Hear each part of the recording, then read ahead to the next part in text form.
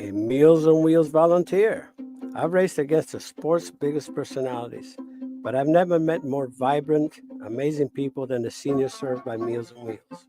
As a volunteer, you deliver a hot, nutritious meal and a friendly hello to someone just like your mother, grandfather, or next door neighbor. These seniors are inspiring people with incredible stories to share, and they love to see you. The smiles you get back are priceless. Delivering with Meals on Wheels is easy, and you don't have to drive like me for it to be quick. You can volunteer your lunch break once a week or just once a month. With 1 in 6 seniors facing hunger and many more living in isolation, your lunch break can make a real difference. So, America, let's do lunch. Volunteer your lunch break at americaletsdolunch.org. This message brought to you by Meals on Wheels America and the Ad Council. Okay, Simon, what are you wearing right now? Nothing. That's right. And what do people normally wear? Clothes. Exactly. So now mommy's going to teach you how to dress yourself. Clothes keep us warm, they look good, and if we go out without them, the neighbors will talk. So it's important to know how to get dressed. Here's how it's done. Underwear always comes first, name tag at the back, then pants, then shirt. Get the first button in the right hole or you have to start all over. If you're wearing a tie, it goes over, round, round, through, and pull tight. Tuck your shirt into your pants and zip up your fly. Socks going first, then shoes right on right, left on left. With shoelaces, just take the ends, cross them over, switch the loops. The rabbit goes down the hole, pull tight, and you're left with bunny ears. I love bunnies. Good to know. Now remember, spots don't go with stripes, socks don't go with sandals, and if you've tucked in your shirt, wear a belt. Got it? Why are your pants on your head? Most parenting is hard to do in just 2 minutes. But spending just 2 minutes twice a day making sure they brush their teeth is easier and could help save them from a lifetime of tooth pain. For fun 2-minute videos to watch while brushing, visit 2min2x.org. That's 2min2x.org. A message from the Partnership for Healthy Mouths, Healthy Lives, and the Ad Council. So you see, son, good manners are very, very important. Someday, many years from now, when you're a grown-up, you'll be a man. And when you are, you should be a gentleman. Do you want me to go through it one more time? Yes. Yes, please. Yes, please. Exactly. Always say please, thank you, you're welcome, and excuse me. Sit up straight, hold doors open for ladies. If a door's shut, then knock first. Don't burp, don't swear, don't speak with your mouth full, don't reach across people's plates, keep your elbows off the table. What table? And don't interrupt. While we're at it, don't stare, don't use foul language, don't call people names, but do remember people's names. Always share your toys, play nice, and cover your mouth when you cough or sneeze. On the bus, give up your seat to anyone who has trouble standing. Bottom line, treat others the way you'd like to be treated. Got it? Got it. And stop picking your nose. Most parenting is hard to do in just 2 minutes. But spending just 2 minutes twice a day making sure they brush their teeth is easier and could help save them from a lifetime of tooth pain. For fun 2-minute videos to watch while brushing, visit 2min2x.org. That's 2min2x.org. A message from the Partnership for Healthy Mouths, Healthy Lives, and the Ad Council. Hey, there he is. How's it going? I'm having a stroke. Are you going to shake my hand or what? I'm having a stroke. Wow, you're not even moving your arm. I'm having a stroke. Are you okay? I'm having a stroke. Your face looks weird too. I'm having a stroke. Are you having a seizure or something? I'm having a stroke. When someone is having a stroke, they may not be able to say it with words, but their body language will tell you loud and clear. I'm having a stroke. You just need to know the sudden signs. Look for FAST, F-A-S-T. F, face drooping. A, arm weakness. Or S, speech difficulty. Then T, time. Time to call 911 immediately, because the sooner they get to the hospital, the sooner they'll get treatment. And that can make a remarkable difference in their recovery. Know the sudden signs. Face, arm, speech, time. Spot a stroke fast. Visit strokeassociation.org. Brought to you by the American Stroke Association and the Ad Council. The average time a resume spends on an HR manager's desk is 7 seconds, and most of them are tossed aside. Now imagine if one of those resumes belonged to Yasmin, who was living in a shelter, juggling 3 jobs. I had to be resilient. That's something that you can't teach. Or if that resume was from someone who worked 12-hour shifts at the recycling company with my dad, who's 72. That taught me a work ethic that I carry with me every day. We rely so much on a resume, yet it could never tell the full story of someone. Growing up where I did, a lot of things could have gotten in the way of my goals. But I learned to push through, and that's what I bring to work every day. So maybe it's time we look beyond the resume and look to Grads of Life. Discover new ways to develop great talent that are so much more than what's on paper at gradsoflife.org. A public service announcement brought to you by Grads of Life and the Ad Council. Hi, this is Terry Crews. Actor, former football player, game show host, father of 5, and all-around big dude. I'm also an expert on drama. I know all kinds of drama. There's the good kind that comes with having a house full of kids. There's the bad kind, like season-ending injuries. There's the necessary kind, like having an agent in Hollywood.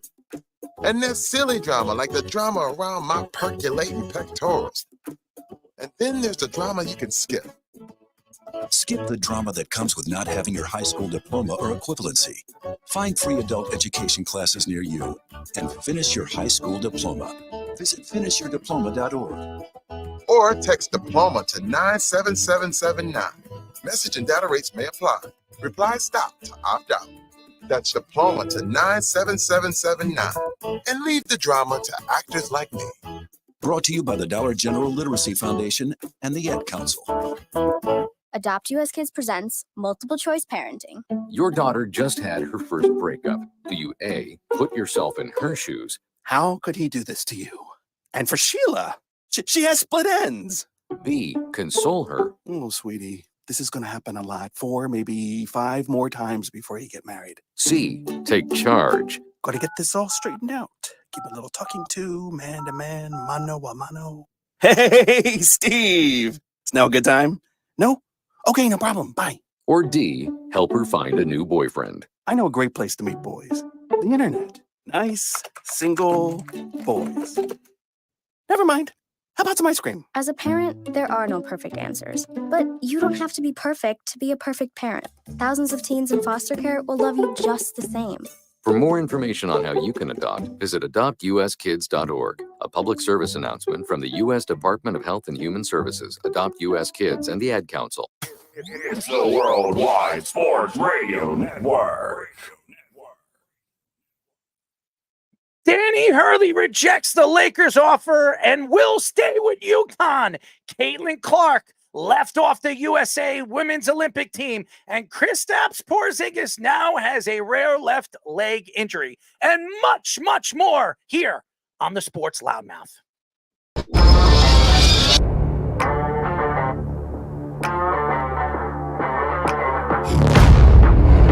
Doc Rivers is going to have Damian Lillard run very fast out of town.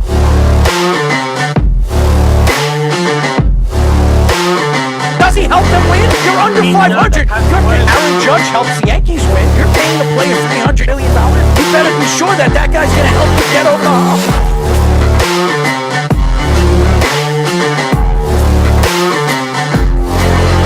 For some reason, this guy is completely lost on calling plays. Maybe he's a therapist.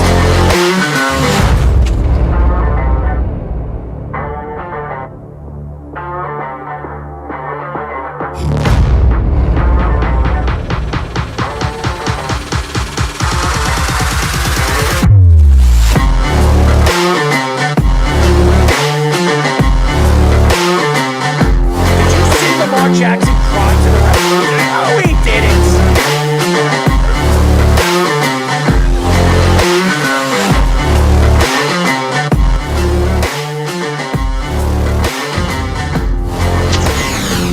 We are back for a new show of the Sports Loudmouth. I'm your host, Errol Marks. My co-host, the Speedster, Speedy. Speedy, do you have a new hat? Could you wear a different hat? I mean, you've ruined that hat. It looks like yellow. It looks like somebody pissed on it.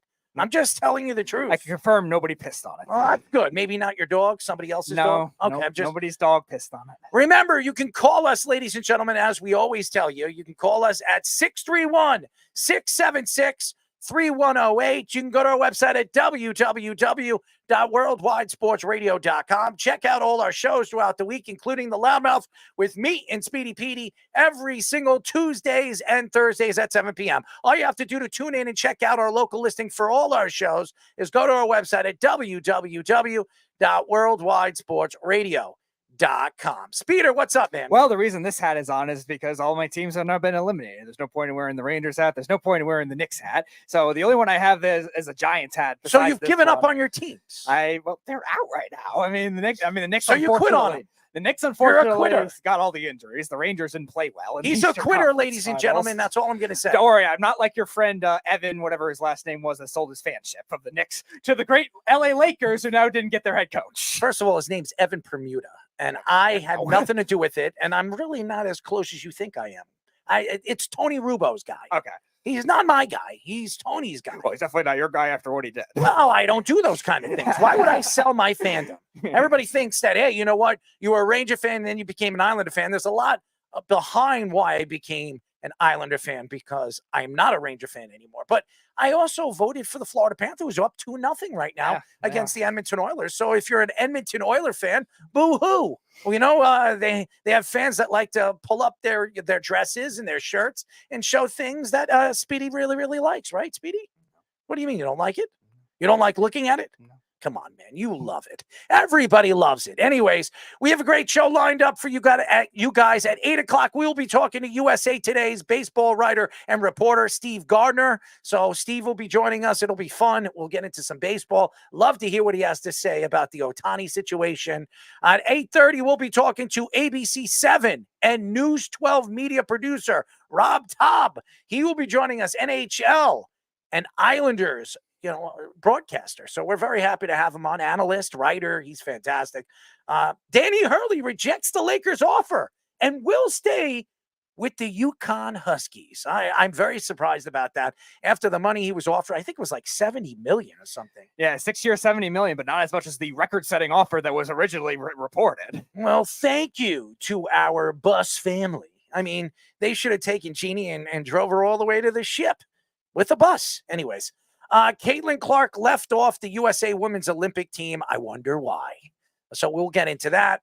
Kristaps Porzingis now has a rare left leg injury, but still thinks he could play in Game 3. Why would you cost him his career? Why would you put him in harm's way? But hey, you know what the Lakers want to do. They want to win championships. So they're known to do that. Luka Doncic reportedly needed a severe painkiller to play in Game 2 and still might need them before Game 3 tomorrow. What is this, an excuse? Is that what we're going to bring it to? If they lose against the Boston Celtics, are the Dallas Mavericks going to do this now? Is throw excuses on why they're not beating on the Boston Celtics after what they did against the Timberwolves and how they got into the NBA Finals. Now all of a sudden they're taking shots. Anyways, WFAN's Jerry Recco calls out Juan Soto for not playing through his injury tonight and says that baseball players aren't tough enough. So we will get into what Jerry Recco said on WFAN this morning. Both Aaron Rodgers and Haason Reddick absent for mandatory minicamps. Rodgers is not contracted related. It's not a contract related. It's something to do with family. So we'll get into that. But Reddick wants a new deal. So we've heard about that as well. So we will get into that a little bit later in the show. Also, I just want to say shout out Thomas, Eric's nephew, just texted me a shout out to you, Errol. Oh, well, shout out to him. I checked him out at Battle of the Bands. Him and his group are fantastic. He's a great drummer. Shout out to him and his band. Congratulations on all the growth of your band and your drums and win. I think they came in second place in Battle of the Bands. So congratulations to him and his bandmates. Fantastic. So Woj reports that Danny Hurley reject the Lakers offer and will stay with UConn. The Lakers offer was reportedly about 6 years and $70 million, averaging $11.6 million per year. Even Kentucky's offer to Danny Hurley was more, averaging $12.5 million per year. Woj also mentioned that the Lakers hope to have a new coach by June 26th, the day of the NBA draft. First Take Shannon Sharp said, many coaches have failed to meet expectations when coaching LeBron James. Throughout LeBron's career, only 2 out of 9 coaches, Eric Spoelstra and Tyrone Lue, did not get fired in their time coaching him. Very interesting story. And there's a lot to get into with this whole Danny Hurley thing. I was shocked. Because I thought it was going to be between 18 and 20 million. He was going to be the highest paid NBA coach in NBA history. Everybody thought that was going to happen. And then the shocker is you hear this average number last night. That's when it came out. Wojnarowski came out yesterday, I think around 9:30, stating that the offer to Danny Hurley was somewhere between 11.6 and 11.8. And then you hear that it wasn't enough. And he brought his family. Danny Hurley went west to check out the Lakers facilities and hang out with the Lakers and the Bus family and the organization. And it looked like they were wine and dine and pampered. That's something Danny Hurley loves.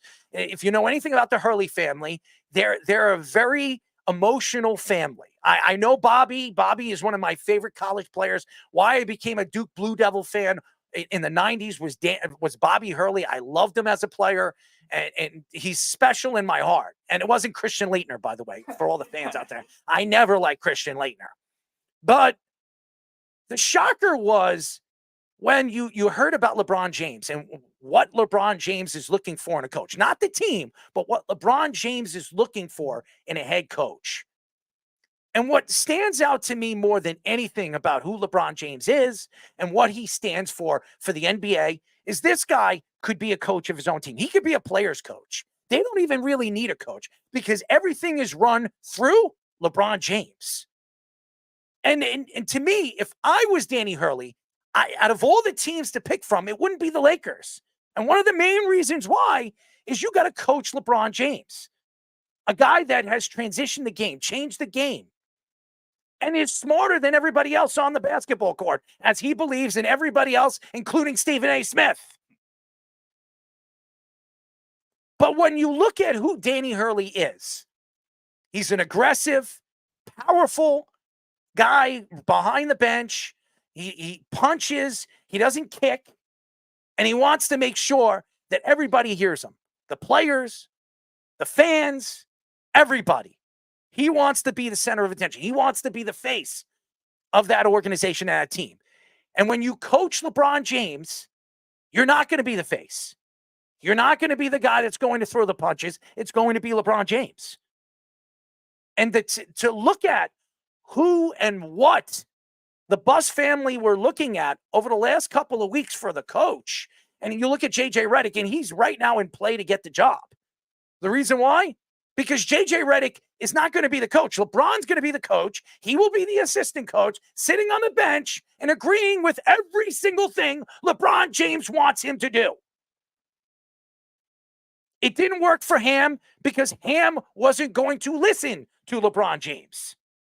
It didn't work. And whenever Ham was calling out the plays, LeBron would transition and call out his plays.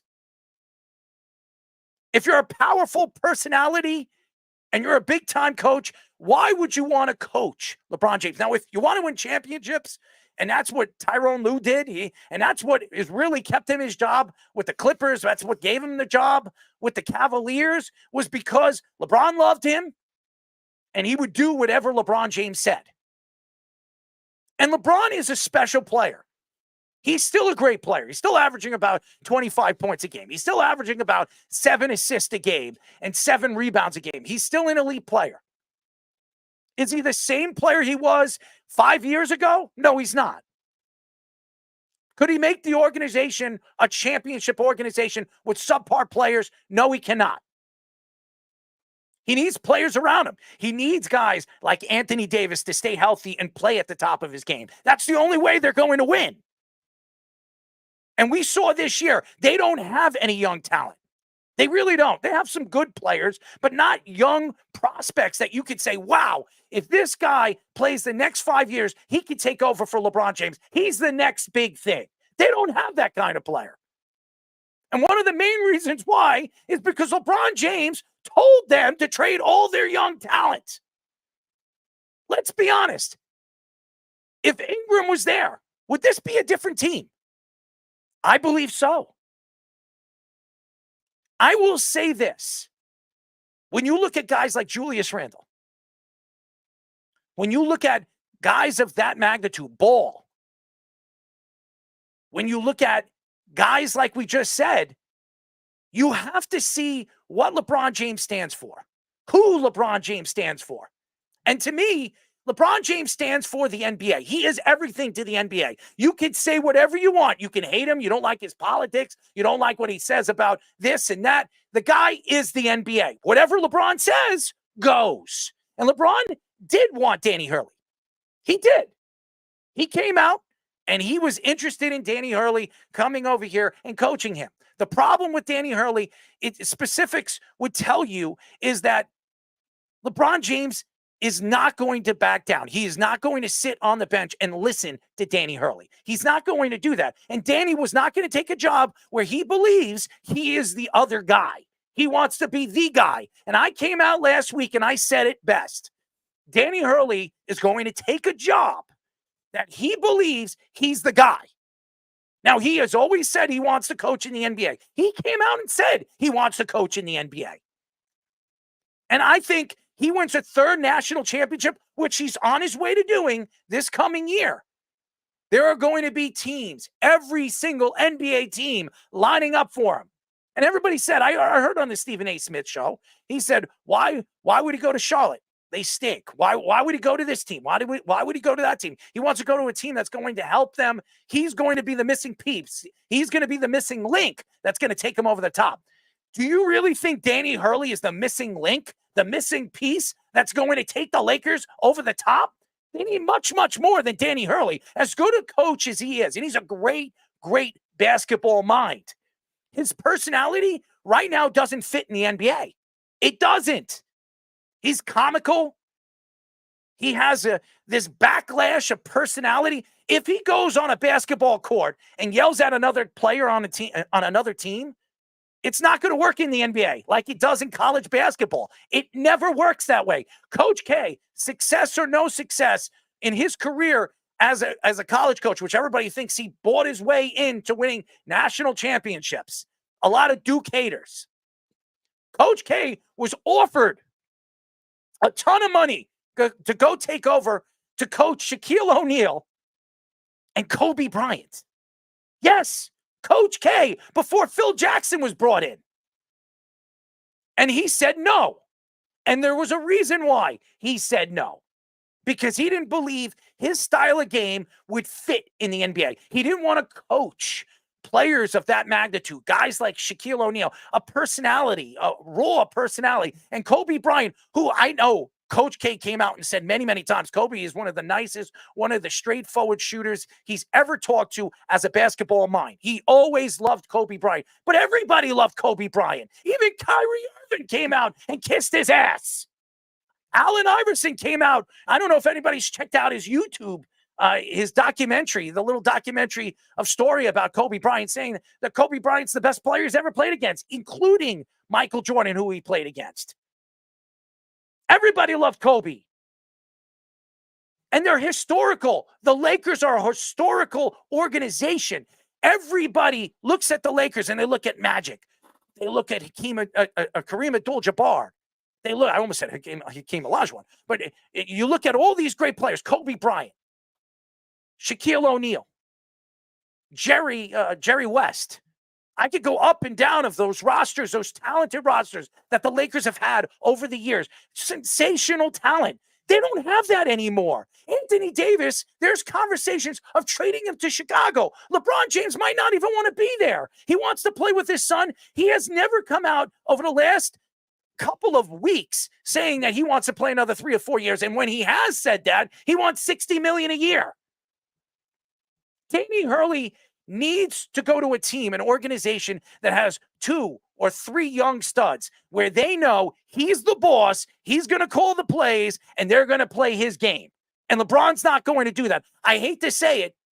As great as LeBron is, a savant of a basketball player he is, and the talent that he brings in as a player and a floor general, it's not going to work with a coach as talented and as smart and as overbearing as a Danny Hurley. Yeah, team-oriented guy, too. Like, it's a difference in a lot of these college coaches is sometimes they can be relied on their recruits a lot and be able to make it work. and win national championships that way. Danny Hurley's done it, like Fish was showing on the graphic before, losing so many guys on their first championship team, and now they're going to lose 4 more guys to the NBA draft on their second championship team, and still made a roster that made it work in the Big East, which is probably the second toughest conference in college basketball, and they won every tournament game the last 2 years by double digits. Like, that kind of thing doesn't happen with just one player. And he wasn't relying on the recruiting. Like you're saying, like Duke maybe relied on the recruiting the last couple of years while his freshman. Kentucky, we were talking about Calipari, always relied on the recruiting. When it came to the big game, sometimes his teams lost.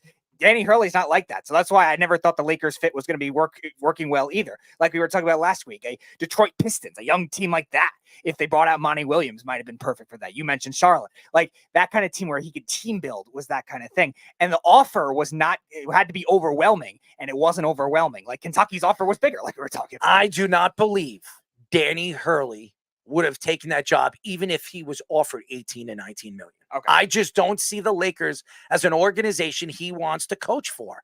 And that has nothing to do with LeBron James there. He looks at the organization. They're an organization that is not up and coming. They're not an organization that's going to win tomorrow. They're an organization that's going to take at least 5 years to rebuild. And because LeBron James decided to trade away, and I say LeBron because he was the main reason why they traded away all that young talent over the last couple of years. He was the reason why. It had nothing to do with the organization and Jeannie Buss. And I think Jeannie Buss is a great owner. And I think Jeannie Buss was right about this. I'm not overpaying a coach that's never coached in the NBA. He's never done that. And that's the difference right now when you look at the big picture here. Danny Hurley is still a college coach. He is not looked at as an NBA profile coach. Look at it. And I've said this Billy Donovan. I've said this many times.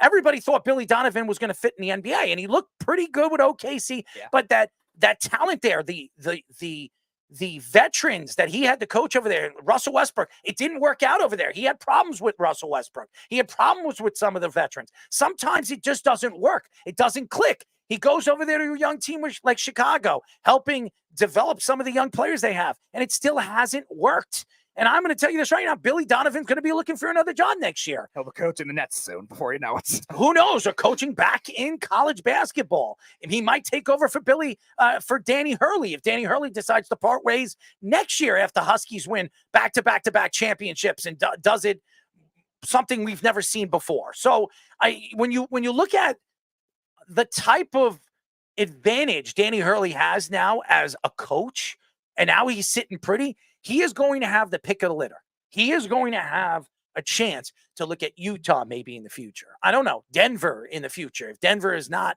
going to win a championship with this talent here for the next 2 years, they might decide to part ways. The Pelicans. Yeah. There are teams out there, Memphis. Mm-hmm. There are teams out there that has a lot of good young talent. Hey, OKC, another team. Why wouldn't they fire their coach, even though their coach is one of the best coaches, one of the better young coaches right now in the NBA? Yeah. Who's to say if they don't get over the hump in the next year or two, you know what? Let's bring Danny Hurley. He could change everything.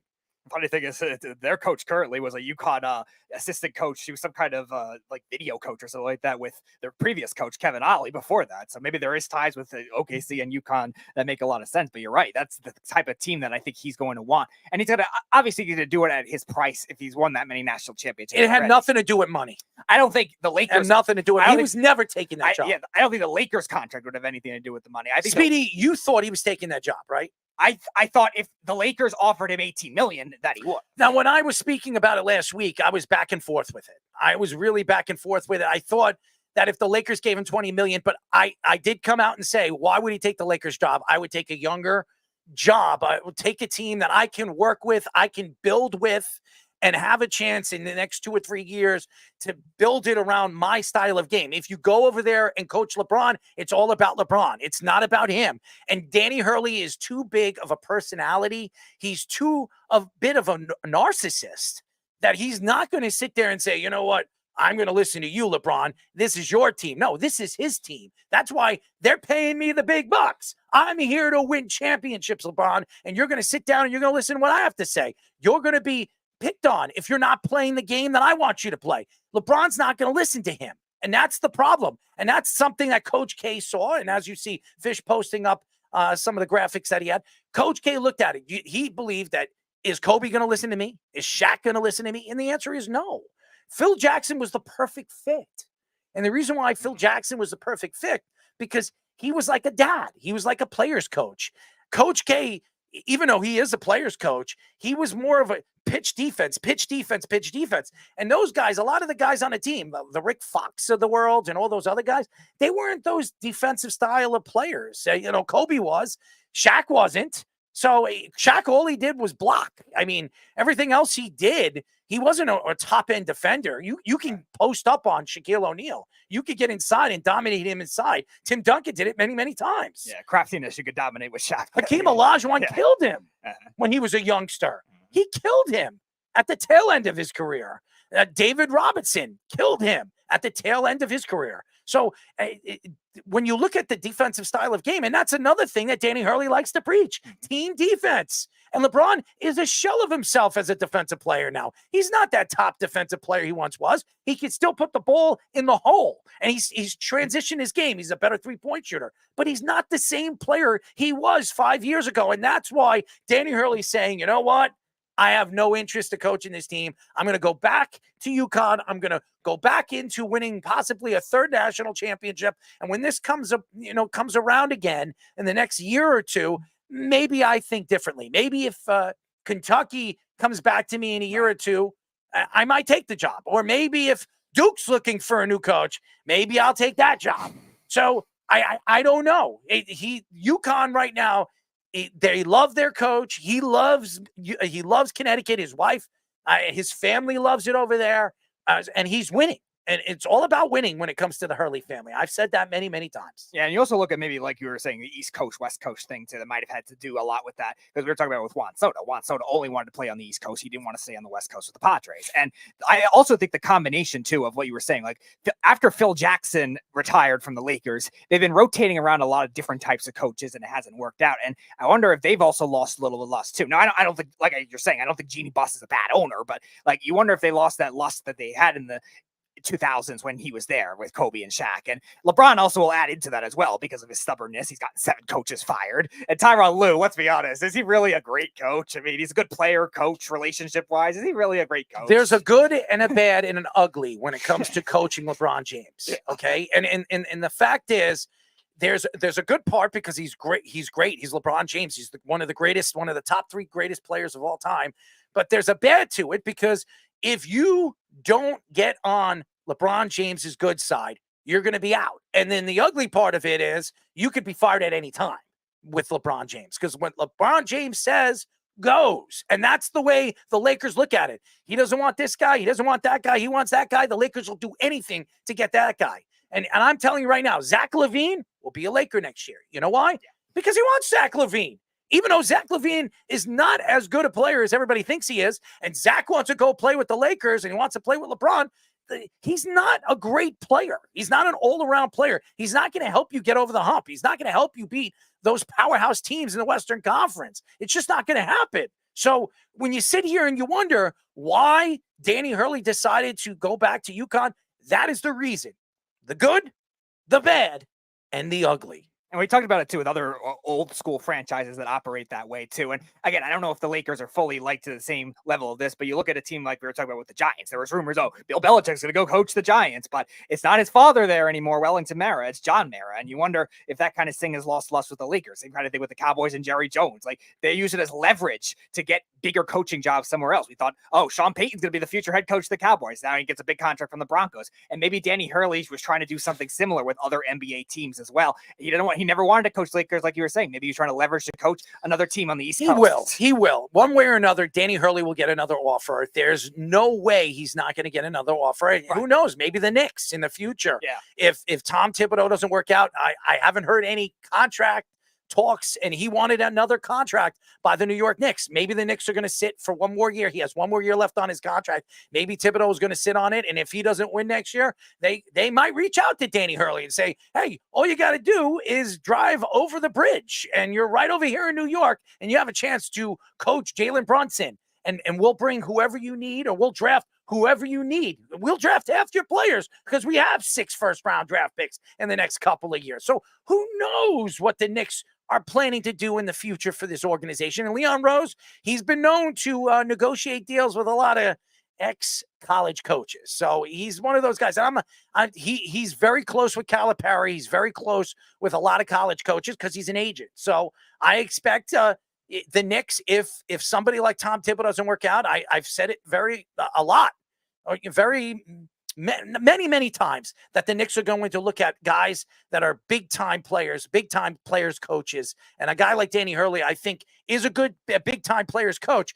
But is he the players coach that you want to bring into an organization that has a superstar like LeBron James? USA Today's Christine Brennan reports that Caitlin Clark will be left off the team. Team USA's Olympic World women's basketball team. Brennan also called it the worst team and athlete selection in 40 years that she's covered in the Olympics. USA Basketball Committee Chair Jen Rosati said that experience was a factor in not selecting Clark. Diana Taurasi said that Clark will be just fine and that the Olympic basketball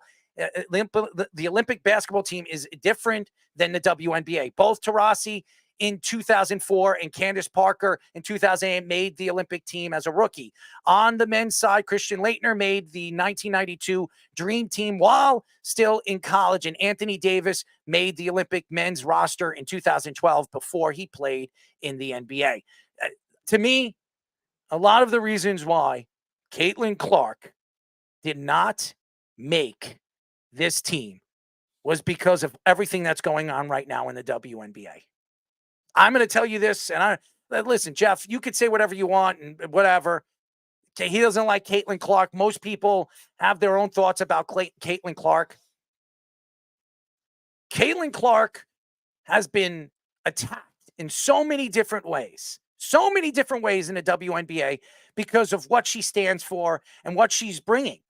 She's bringing in fans. She's bringing in different people around the country that are not interested in the WNBA. They're interested in NBA, the NFL. People are wearing her jerseys, actually buying advertisements and sponsorships that she's promoting on national television.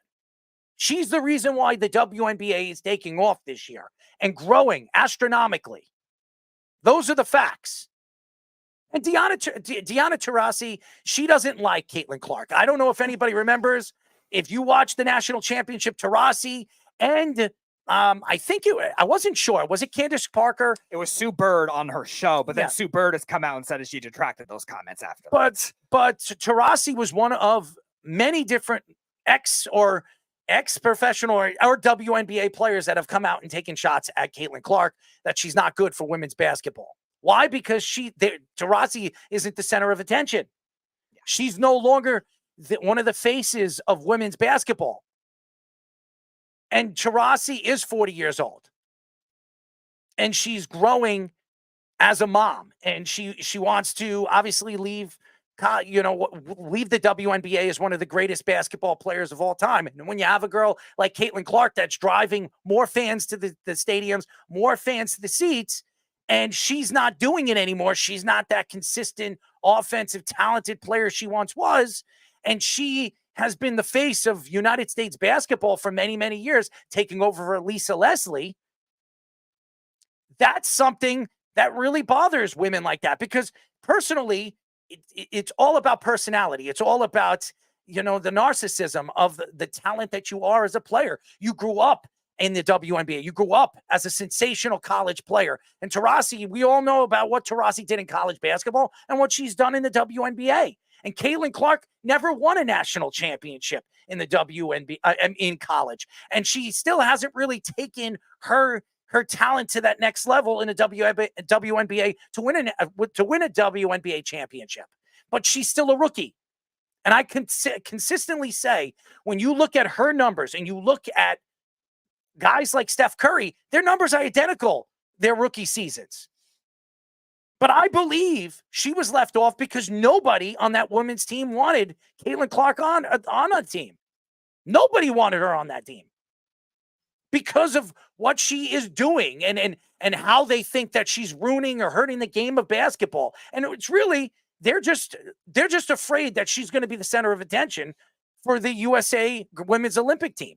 That's the facts. They don't want her there because she's going to be the center of attention. That's it.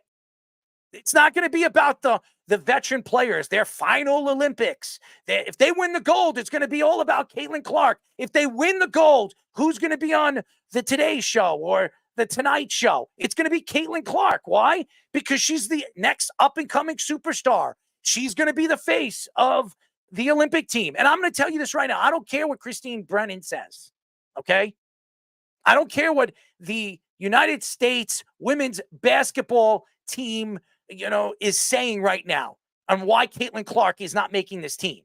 She's not making this team for the fact that none of those girls want her there. They don't want her there, and they don't want her to be the center of attention. And also you look at the Olympic perspective as well. Like there's a lot of like top Olympic female athletes in other sports that are going to get that kind of attention as well. And you wonder if that came from an outside part of the Team USA committee and saying, oh, we don't want to take attention away from other great teams, other great athletes there. And that's another reason that I think that maybe Christine Brennan was making the statement calling it a huge mistake. Now, what you would have done on the court with the rest of these other women is to be determined. I think them practicing all at once while playing in the NBA season, WNBA season is already very difficult as it is. And that's why I think when we were talking about Caitlin Clark a couple of weeks ago, we were saying that, oh, give her a pass. She just came off the national championship and all of a sudden 3 weeks later, she's playing in the WNBA with not an off season really to train. And I think a lot of those players should get that kind of pass the same kind of way. And that's why I don't think she should be scrutinized for this kind of thing either. And Diana Taurasi, she's very salty. Like, obviously, Iowa beat UConn in the Final Four. That has a lot to do with it, I think. I don't think that has anything to do with her thoughts to Caitlin Clark. She doesn't like that Caitlin Clark is the center of attention. But also now she's showing hypocrisy because she had that same kind of thing in 2004. She was drafted into the WNBA that same year after UConn won a national championship. Then the men and the women won the same year that year for UConn. And then 3 months later, she's playing in Athens in the Olympics, and Candace Parker did the same thing, but she's the one commenting on it for the same reasons that she was brought in as a popular one at the time. I'm not saying she had the popularity level. Caitlin Clark is the biggest in women's basketball right now. The biggest. Right. How do you leave her off the women's basketball Olympic team? How do you do that? She is going to bring fans to come over there to Paris and watch her play. That's the facts. That's what you're doing. You're promoting women's basketball on the biggest stage. Right. And the WNBA is not the biggest stage. The Olympics is the biggest stage for women's basketball because every single 4 years, the Olympic women's basketball team wins the championship, wins the gold. So her being there, her on the Wheaties boxes is only going to help the WNBA grow. It's only going to help the brand. So why wouldn't they bring her there? And the reason why, ladies and gentlemen, is because nobody wanted her there. Diana Taurasi did not want her there. We all know about the whole Isaiah Thomas thing. Does anybody know about that? Isaiah Thomas should have made the 92 Olympic team. The dream team, Isaiah Thomas was the best point guard in basketball. He was the best basketball point guard. He was. And he didn't make the Olympic team because Michael Jordan didn't want him there. Michael Jordan said that if Isaiah Thomas is a part of that team, I'm not going to be a part of that dream team. So what did they do? And I don't care what anybody says. And there is nobody that's come out and said that this to be true. But there were so many stories coming out to say it to be true. The reason why Isaiah Thomas was left off of that team was Michael Jordan. Those are the facts. And Diana Taurasi and all those other women, all the veteran women that have been dealing with this whole Caitlin Clark spectacular, they're all sitting here and saying, you know what? I don't want her.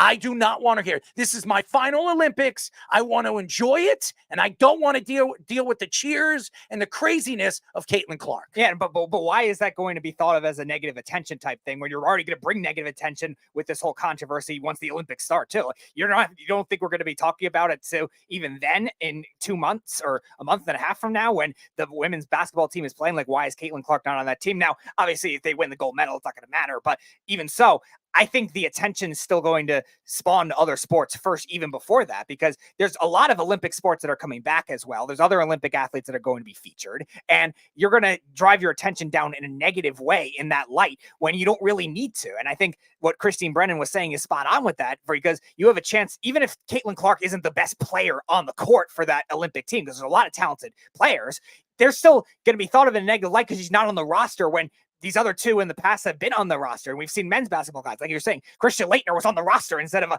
Isaiah Thomas, who was a future NBA Hall of Famer, while Christian Laettner, while he was a great college player, was an NBA bust. He was on the roster instead, and so was Anthony Davis. And Jen Rizzotti coming out and saying she runs, she's a part of the committee. She's the chair committee leader for the USA basketball women's team, coming out and saying it's all about experience. That's a lie. That is a lie. That has nothing to do with it. Why did Diana Taurasi make the Olympic team when she was a rookie? Right. Or Candace Clarker make the... Caitlin Clark is a bigger star than both of them. She's a bigger star than anybody we've ever seen come into the WNBA. How could you say that? It has nothing to do with experience. And you know what? If you sit down with Caitlin Clark tomorrow, or you sit with Caitlin Clark today, and you have that conversation, I don't think she's going to lose sleep. No. But to me, she's going to come back, 4 years from now when they come to her and they say, we want you to be a part of this team. If I were her, I'd say, no, I don't want to go play for that team. The way you disrespected me my rookie season, when I had a chance to be a part of that Paris team, but a part of that great opportunity to go over there to France and show my talents and bring the WNBA and women's basketball to higher heights. That's what I would do. And if I was Caitlin Clark, I'd say, you know what? I'm banning myself. I'm never playing for Team USA. That's it. And we've seen that in other sports, other Olympic sports, where more happens in European countries because it's easier to deal with domestically than it is with the United States. But we've seen players leave of top sports, say, Russia, to go to another country that they have citizenship with and play. England, France, all these top teams, all these top Olympic committee teams they have athletes that do that. So I can see that kind of thing be a movement. And we've seen these rookie class, these young NBA, WNBA players already start their own movements, whether they're on the Caitlin Clark or anti-Caitlin Clark side, and make their statements. Anti-Caitlin Clark. Unfortunately, it is, but it doesn't have to be that way. And it shouldn't be that way on an Olympic stage either, when that should not be the I don't storyline. care how many points she scores, how many rebounds she has, or how many steals she has in a game. I care about how much revenue she's bringing in for the WNBA, how much money is she bringing in, and what is it going to do for the next young woman that wants to be like her. Okay, that's all I care about. I don't care about anything else. All I care about is what I'm going to do to help this sport take off, like Michael Jordan did in the 90s when basketball was falling apart. And that's the facts. I don't care what anybody says. Michael Jordan changed everything internationally. He did. His sneaker took it to higher heights. When it comes to fashion, Michael Jordan is the fashion world. He's everything to sneakers now. And why? Because of what he was as a basketball player. Why can't Caitlin Clark do that for the WNBA? Why can't she? Now, is she Michael Jordan? No, but she doesn't have to be. She can be Taylor Swift. Right. That's all she's got to be. That's all she needs to be. And why are these WNBA players, and why is the United States basketball team hating on a Caitlin Clark? Experience? What a joke. Yeah, and there's international prowess that could come with, even if, like you said, even if she doesn't have to play a lot, like her just being there, her getting her name recognized to all these other countries, like you're saying, with the international expansion with women's basketball already being pretty far behind as well. Like, it took a while for the men's basketball to have all these European superstars to be able to dominate the way they are now. And like we were saying, like the top 4 players in the NBA were all born in other countries right now. Like, that's what you're dealing with. Like, that kind of thing is far behind when it comes to women's basketball. Now, some of that has to do with the government rights and stuff like that. And the same reason women's soccer is so far ahead in the U.S. and behind in a lot of the South American countries. And that kind of thing is only going to change with a powerhouse woman like Caitlin Clark, who's already bringing in it domestically. Imagine that kind of thing internationally for a Team USA and an Olympic Committee organization that's struggling as it is. Yahoo Sports reports that Kristaps Porzingis suffered another injury, this time to his left leg. Reports call it a rare injury, as he both dislocated a tendon in his left leg. Porzingis already missed some of the Cavaliers series and the entire Pacers series in his right calf strain. The Athletic Jared Wise reports that Porzingis was walking comfortably after the Celtics practice early today. Porzingis said that he wants to play in Game 3 for the NBA Finals and said he would die without not playing in the NBA Finals and the championship. Porzingis has 20 points and 6 rebounds in Game 1 and 12 points and 4 rebounds in Game 2, both times coming off the bench. I want to say this. Kristaps Porzingis has been the difference. He's been the difference right now in this series. That's the facts. And without Kristaps Porzingis, I believe the Boston Celtics are in trouble. Now, we don't know what's going on with Luka Doncic. I don't know if he's 100%. You're hearing that he has this pain, a stabbing pain in his chest. I don't know what's going on. Is Dallas making an excuse, or are they trying to hide something to make it seem like he's hurt so he can go out there and put up like 40 points against the Celtics in game number 3? I don't know. And we've seen this before. We've seen, how many times have we watched professional sports and they say, look at Patrick Mahomes. Does anybody remember him going into the Super Bowl saying that his leg, he shouldn't play in this game? It's dangerous. It could be career ending. And he goes out there, runs all over the Eagles and wins the Super Bowl. We've seen this before. This could be a trick. We've seen it. I'm not saying that it is. But Porzingis, losing Porzingis for this series, or he's not even at 75%, I believe the Celtics are in trouble. Now, the Celtics have won both their home games. They're up 2-0. They're going back to Dallas, but Dallas has been dominant at home. They're not easy to beat over there. The fans are going to be loud. And the size difference that the Dallas Mavericks will have if they don't have Porzingis playing at least 20 minutes in the game. It's huge.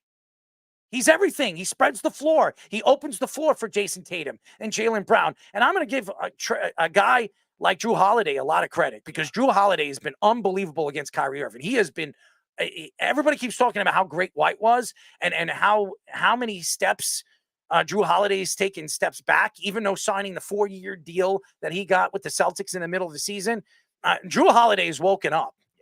He is a different player in this series.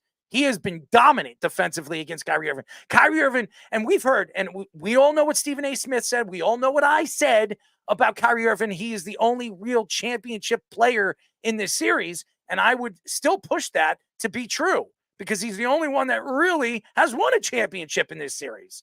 But I believe that Drew Holiday, who has won a championship with Milwaukee, and people forget about that, he is the difference maker defensively. If he could stop Kyrie Irving like he has, and Luka Doncic isn't 100% healthy, it's been a big problem. It's been a big problem for the Mavericks and the dominating force that they have been throughout the playoffs. Now, if Porzingis is gone, it opens up a lot for Luka Doncic, because Luka Doncic has not been very good getting into the paint. And when he gets into the paint, especially Kristaps Porzingis, when he gets into the paint, he can't do those things that he did against the Timberwolves. Even Rudy Gobert is one of the better defensive players at his position in the league. Rudy Gobert couldn't stop Luka Doncic, but Porzingis in this series, in the first 2 games, he would not get into the paint. He's forcing shots on the outside. He's been afraid to get into the paint, maybe because of Porzingis' athletic ability, or just the fact that he knows Kristaps Porzingis and what he can do defensively as well as he can do offensively. And I'm going to tell you this right now. If Porzingis can't go in game number 3, or he can't go fully in this series, I'm going to say the Mavericks are going to come back and win this series. It's interesting because we have to see how healthy he's going to be. And it looks like he's walking comfortably. That does not mean he's going to be able to defend like he's been defending in this series inside either. And that's where I think Dallas has to go back to a lot of the things they were using against OKC to come back in that series. Remember, they were down 2-1. And then they started having their big guys really dominating inside, because Chet Holmgren, while he is a great player, is a very lean big man, and their power, their front court depth is not as good as their back court depth. And you saw PJ Washington be arguably the second best player in that series after Luka, and you saw Daniel Gafford. You've seen all these other guys really dominate. Derek Lively's been very good at certain points in the playoffs as well. That's the matchup I think they have to take advantage of. Attack Porzingis right away. And I'm listening. I'm reading what everybody's writing right now. I'm reading Keith. I'm reading Jeff. I'm reading Snug say, oh, they got all the way to the finals without Porzingis. Who did they beat? Who did they beat? The Cleveland Cavaliers with no Donovan Mitchell? Who did they beat? Oh, I'm sorry. They beat Indiana, who didn't have Halliburton for the last 2 or 3 games. That was such a dominant win. Who did they beat? They beat nobody.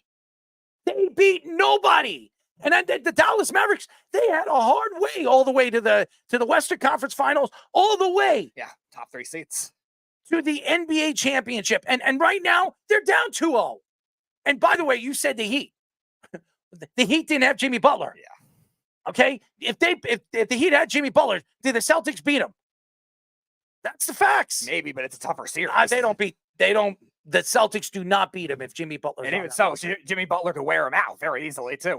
Those other series might be harder. Cleveland's a tough defensive team. Like that kind of thing is not going to be as easy as it was the same way it would be. And Dallas has to really take advantage of that physically now too. We were talking about it last week with Joe Mazzulla versus Jason Kidd as a coach. Jason Kidd, while he has definitely been a good coach, there's definitely been thoughts of, all right, sometimes he relies on his players too much. Now he has to attack with these other big guys. His front court depth that they finally have to be able to make that kind of thing work because now they have an advantage inside.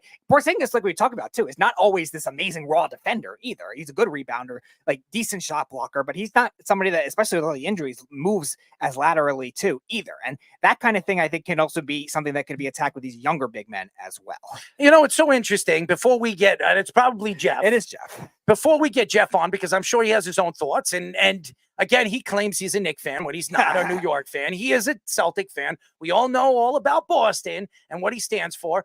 And he says there's no way Boston loses this series. I disagree. I think the fact that Boston doesn't have Porzingis in this series could change everything. Porzingis has been the difference in this series. No question. In the game one, why did they dominate the way they did? Because Porzingis spread the floor, opened up the floor for everyone. And by the way, Drew Holiday has been unbelievable defensively against Kyrie Irving.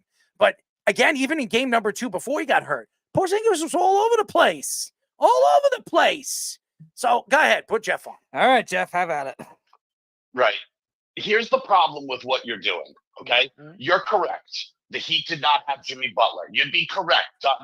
Donovan Mitchell played, but he got hurt 2 or 3 games into the Cavs series. Same with Tyrese Halliburton. He played the first 2 games, and then he got hurt, and then he was out. But what you're not doing while you're doing that is also saying the Celtics were playing shorthanded. They were. No Kristaps Porzingis. So the Celtics shorthanded beat another shorthanded team. But yet you won't want to give credit to the Celtics for doing that. You only want to say, oh, well, they beat that team, but that team wasn't full strength. Neither were the fucking Celtics. Who did they beat, Jeff? Who did they beat? The Celtics should have ran all over the Heat without Jimmy Butler. They ran all over the Cavaliers. They should have beaten Cavaliers even with Donovan Mitchell and even with Halliburton in Indiana. That was the easiest way to the NBA championship. Are you kidding me? Look at what the Mavericks did. Look what the Mavericks did. That's true. No, the Mavericks have had a harder path. There's no denying that. And I'm not denying the West is better than the East anyways. Yeah. So the West is going to be a harder path to the championship anyways. But what you're doing is you're going, well, this team didn't have that guy. Well, the Celtics didn't have Porzingis. The entire playoffs. What they did in the playoffs has entirely been without Kristaps Porzingis, and they've only lost 2. Count them. 1, 2 total games the entire playoffs. Okay, and they had Drew Holiday last year, right? They had Drew Holiday last year, right? I don't think they did. They did not. They didn't have Drew Holiday last year. Okay, so what has Drew Holiday done for them this year? He's been terrific for him. First team all defense. What has he done? He's been amazing. First team all defense. Drew Holiday's been great for them. Okay, that's what I'm saying. He's been unbelievable. That's what I'm saying. So even without Kristaps Porzingis, if you look at their team last year, and they went all the way to the Eastern Conference Finals, they lost against Jimmy Butler and the Miami Heat. And Miami did not get over the hump to win the championship against Denver. We all know what happened. We look at Porzingis right now. If Porzingis, and I'm not taking shots at the Celtics. You think that I'm taking shots at the Celtics? I'm just saying it was an easy path. I'm saying it was an easy path. I'm saying people use the same excuse and they go, "Well, this team didn't have that guy," but they're also not giving credit to the Celtics for doing it short-handed themselves. I love Jason Tatum. Everybody that knows me, I want to buy a Jason Tatum jersey, but I hate the Boston Celtics so much I can't wear it. Look, I can understand that because they're all racist, so I understand where you're coming from. It would be tough to do that, right? And it would be impossible for me to get one as a Knicks fan. It would be really hard, but I see the narratives out there around Jason Tatum. They're like, Jason Tatum stinks. Oh, great, his shot's not falling. Did you know in the last game he was only 1 rebound short of a triple-double? That's pretty amazing. I'm not taking shots at any one of those players and what the Celtics have done throughout this playoffs. It's just been so easy for them because they haven't played any good teams. They didn't beat anybody good. There was nobody that they You faced can say were that, any but good. they've been shorthanded, right? But they've been shorthanded as well. And I'll I tell think you what's this. being lo- I'll tell you this, Jeff. If the Knicks were 100% healthy and the Celtics played the Knicks in the Eastern Conference Championship and ran all over them in the Eastern Conference Championship, I would have bowed down to the Celtics. I would have said, they deserve it. They should be there. They're the best team in the East. But until they didn't do anything that said to me, they're the best team in the East. Why? Because they won the Eastern Conference and they had the best record in the NBA. Who did they play? I'll tell you. Right, you keep going. Right, you keep going. You keep going. Who did they play? But I'll give you something that's impressive, right? And it's about the last game. You know I'm a gambling guy, so I dig into the box scores. I dig into the stats. I look at things. Who was the worst three-point shooting team in all of the NBA this year? They had a 34.9 three-point shooting percentage. Let me guess. The Boston Celtics? No, they were one of the best ones all year. I don't know. The team that shot the three the worst was the Portland Trail Blazers at 34.9%. Okay. The Celtics in game 2 shot it at 33.9%. They were worse than the worst shooting team in the three-point shooting team in the NBA all year and still won game 2 going away. That's impressive. I'm not saying it's not impressive what they're doing against the Dallas Mavericks. It is. They're finally playing a team that's worthy enough that if they beat them, you could say, "Wow, they completely dominated." Can I give you another stat? Go ahead, give me another stat. Give me another one. Right. Kyrie Irving's record since he stomped on Lucky. Oh, I'm leaving Boston. Let's stomp on Lucky. Let's disrespect Kyrie Irving's record against Boston. 0-12. Classic Kyrie Irving. Well, he thinks the earth is flat. I thought he was brainwashed by the Brooklyn Nets. Look, if we call them the Brooklyn Nuts. That's what if some of the things that had been done came out of the mouths of Celtics players, you would blame the Boston Celtics players for riling up the other team, right? Yeah. Or you'd blame Boston after. Kyrie Irving says, "Oh, the building's not that loud." They come out and they boo the shit out of him, and he plays terrible for 2 games. How are you going to say the building isn't loud when you play like shit? No, Why listen. don't you concentrate on maybe making a Derek couple Lively of said that shots? too. Listen, I've said this over and over and over again. Kyrie Irving's going to get killed. Every time he goes to that Boston arena, he is going to be killed because of what he is and what he stands for. He didn't help out the Boston fans when he was there, and he's surely not going to help the Boston fans when he leaves there. He's been the biggest reason the Mavericks haven't played well at all. Him. Yeah, because he's been the biggest reason. And the reason why the Celtics are playing as well as they are is because of what Drew Holiday is doing to him in this series. Yes and no, because if you go and look through 2 games, Drew Holiday has only guarded Kyrie Irving 13 times with the ball. So that's not a lot either. So it's team defense because, as you know, Drew Holiday was first team all defensive team. Do you know who was second point guard for all team? Derek White. There you go. And once those 2 guys roll off him, what are you going to put Kyrie Irving up against 6'10" Jason Tatum? That's a terrible matchup for him. What are you going to make him go inside and try to drive on Al Horford? That seems dumb because his shot will get blocked. What, Jaylen Brown, who's just been eating defenders in the playoffs? No, Jaylen Brown's been sensational, and he's been as good as I've seen Jaylen Brown play in the Eastern Conference Finals and the Finals in all the years that he's been in the NBA. He's been unbelievable. He really has. I'm not taking shots at what the Celtics have done to the Dallas Mavericks. It's incredible. What it feels like when you. No, it's not, Jeff. No. That's what you're thinking. No, it is. No, it's not. It is. No, it is. It's been an easy way for them to get to the finals. No, because when you only point out what the other team has been missing, and not It's really structured. also pointing out that what the Celtics That was years ago. then you're not fighting it on even ground.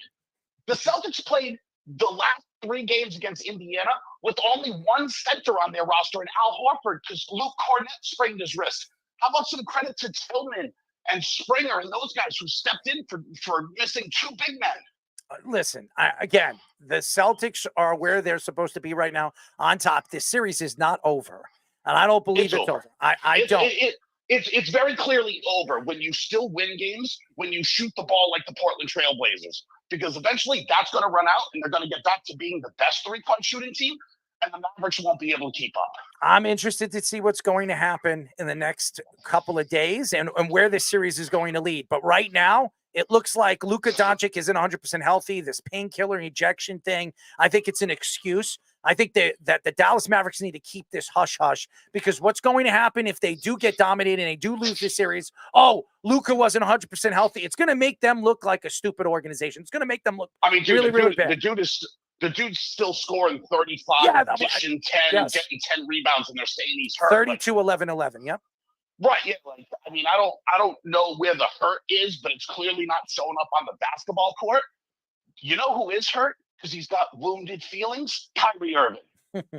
Well, Kyrie Irving. I've said this. I think the Boston fans are going to really get onto him, and they did. They are in this series. It's unbelievable. The boos every time he touches the ball. It's actually pretty funny. If I was Kyrie Irving, I'd be just laughing. I think this would be funny, but he's taking it personally, and it's affecting him. It's affecting his game. Now he's going to Dallas. He has been laughing. Have you been watching the press conferences? He has been laughing. Yeah, but and he's doing been crushing him for it because, I don't know, maybe take it a little bit more seriously. The fact that you're supposed to be a 20-point scorer, 25-point scorer a night. What did he have the last game? 11? Yeah, he hasn't looked good. You know what's funny? He had 7 or 8 points in the first quarter, and quarters 2 through 4, he had like 5 more points. No, he hasn't been good. And if Kyrie Irving's not scoring between 28 and 30 points a game, they're not winning. They're not beating this team because there's too much talent. There's too much offense. Jaylen Brown and Jason Tatum. And if Porzingis plays and you're getting some points from Drew Holiday, and you're getting some points here and you're getting some points there, you're not going to beat him. I mean, you get Porzingis on the court and he's going to give you 15 to 16. There's no way they're beating him. I think it's a terrible sign for the Mavericks that Jason Tatum is shooting like 20% or 18% or whatever he's shooting, and you still can't beat them. No. You still can't beat them. They're shooting 33.9% from 3. Jason Tatum's shooting like 18 or 20%. He missing every layup in the world, and you still can't beat them? I mean, it's been unbelievable. I think the Celtics deserve a lot of credit. I don't think this series is over. And if Porzingis is not 100% healthy, and he's not 100% healthy, we know he's not. But if he doesn't play in game 3, or he does play in game 3 and he gets hurt again and he's out for this series, I do believe this benefits the Dallas Mavericks. I do. Of course it would benefit the Mavericks. There's no doubt that Porzingis not being there benefits them. But just keep this in mind. All year, how many home games did the Celtics lose all year? I'm sorry. I'm looking at Luka Doncic's face. What Fish is posting up right now. It looks like he's about to take a dump. Jeff, we're gonna let you go in a bit, but how many home games did they lose? Including the playoffs, because they lost 4 regular season games. They lost 2 in the playoffs. They've lost 6 home games all year. They still have 3 more home games to go. And you're telling me they're going to lose 2 out of those 3 home games without winning a game on the road to lose the series? This series is done. Wrap it up, Kyrie. You're done. You're 0-12 since you stopped unlucky. That's a terrible omen. Thank you, Jeff. Jeff from Tampa. Let's go Knicks.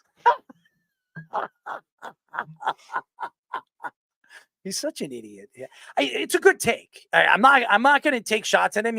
He's right. What the Celtics are doing, it's been incredible. But this series is not over. I know everybody thinks it is, but Porzingis getting hurt the way he is, and he's not 100%. Even if he plays, I would worry if I'm a Celtic fan if somehow they come up a winner. Dallas comes up a winner in game number 3. We'll see what happens.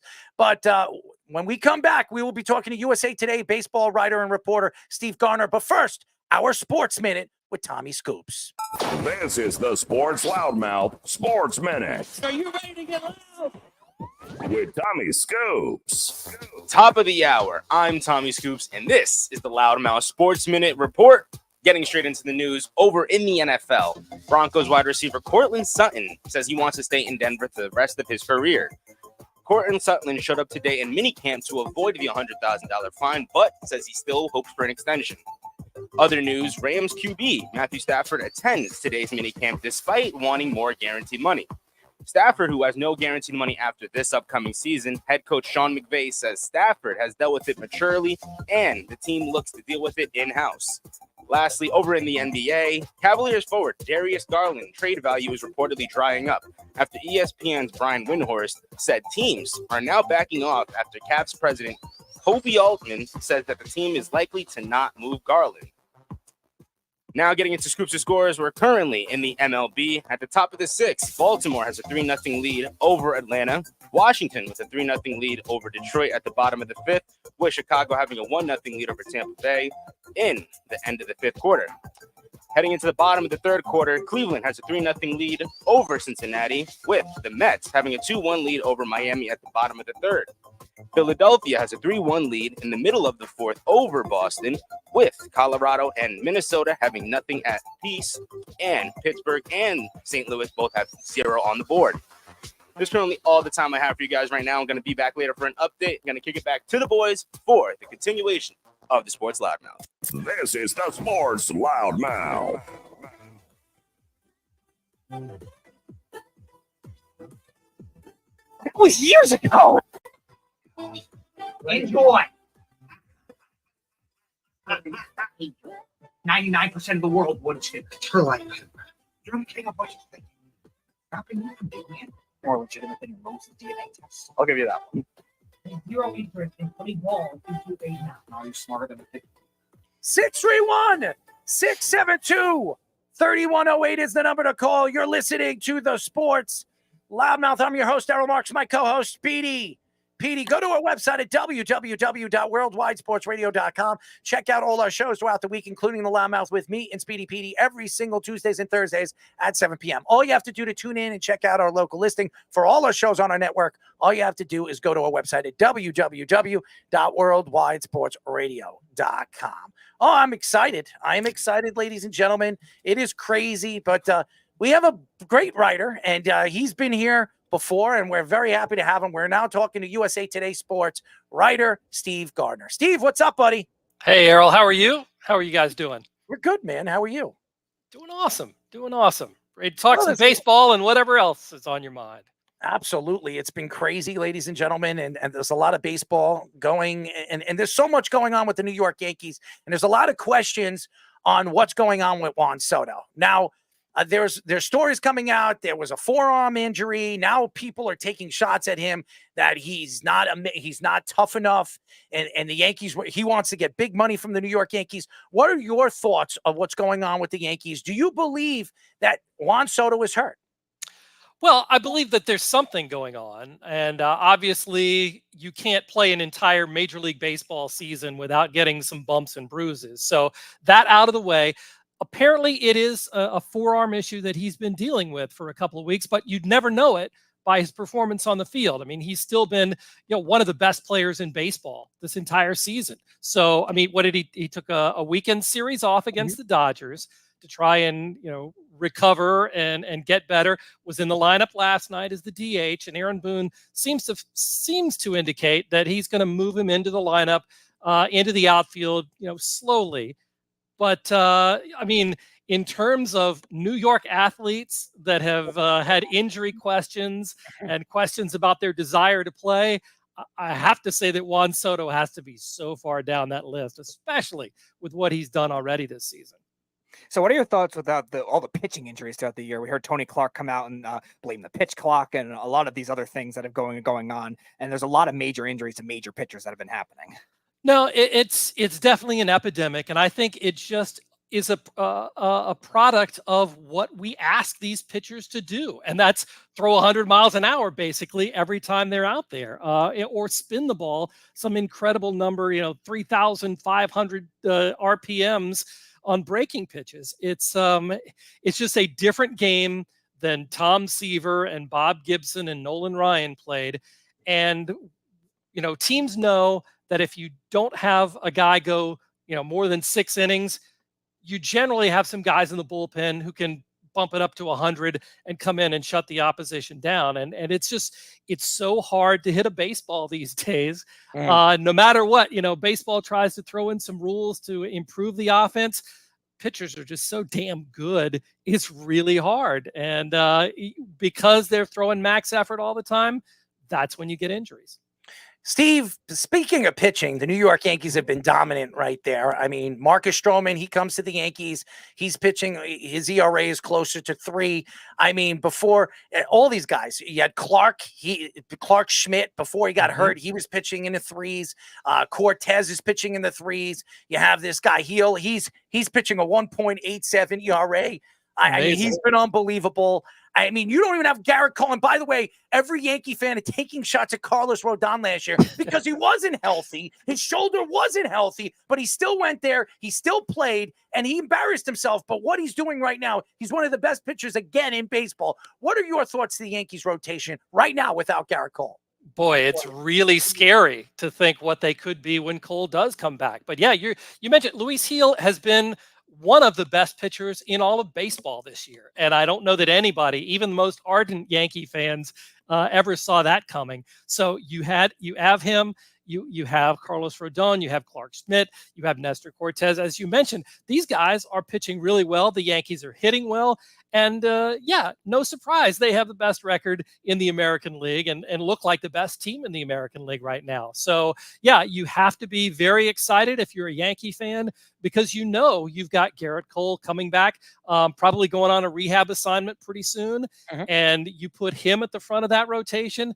Now you're starting to salivate and get ready for October. He just actually did a rehab. Okay. Yeah. He gave up a run. I think he had 3 strikeouts in what, 2.5 innings or something of that magnitude. I mean, he looked pretty good. So I expect him to be back in the next week and a half, maybe 2 weeks. And the Yankees adding him to that rotation it's scary with Luis Heel, and you got Carlos Rodon. I mean, that's something that the Yankees have not seen since the 90s. I mean, that pitching staff, when you look at David Wells and Roger Clemens and all Jimmy Key, remember those pitchers? Oh, yeah. I mean, that was a dominant pitching rotation. And then you look at this rotation now, if Luis Hill is the real deal, and he looks like he is, and it's not, everybody's trying to compare him to Luis Severino. He is far from Luis Severino. Severino was a power pitcher. This guy is a finesse pitcher. He can throw hard. He's got a great fastball, but he can throw a changeup. He can throw an off-speed pitch. He can dominate, and he dominates the corners. He's been fantastic. He's been everything that you expect a number 1 pitcher to be, and he might be the future number 1 pitcher for the New York Yankees. Could be. I think one of the things that the Yankees do have to worry about, though, is that he has not pitched many innings at all. He's had a lot of injury problems the last couple of years, and now to ask him to give them a full season as a starter, I think may be a bit much. So let's keep an eye on to see what Brett Boone does and the Yankees front office decides to do with Luis Heel. Do they maybe back off, take him out of the rotation, put him in the bullpen to make him, the way he's pitching, he'd be a ridiculous setup man for Clay Holmes. So there are many, many options that they have. Right now, they're not forced to make a decision, but I feel like it's going to have to come fairly soon because, to ramp up from 20 innings to 130 or 140 is asking an awful lot. So the other side of New York, not so good things for the New York Mets. Jorge Lopez obviously threw his glove into the crowd and had all the public outbursts, and there's been all this dysfunction with the ownership as well. So what are your thoughts on all those instances? And Pete Alonso, big decision at the deadline. What would you do with him? Yeah, I think that's going to override everything, the Pete Alonso situation, because, he obviously has a lot of attraction, would make a lot of contending teams very, very much better if he were to go to, say a Seattle or somewhere like that, where they need some offense, and a season when offense is down pretty much across the board. You have a slugger who can do what Pete Alonso can do. He could be a difference maker. So I think that's huge. It's a decision that the Mets front office and owner Steve Cohen are going to have to make. Do they begin the tear down and the rebuild right now, or do they try and wait it out a little bit longer, see if this team can show some signs of life? I mean, they've got some decent young players coming up. Mark Vientos has looked really good for them lately at third base. Looks sort of like a mini Pete Alonso, dare we say. But young guys like that, Francisco Alvarez coming back from injury, guys like that, there is some optimism and hope, a reason for hope there in Queens, but certainly this team can't compete as it's currently constructed with the beasts of the NL East.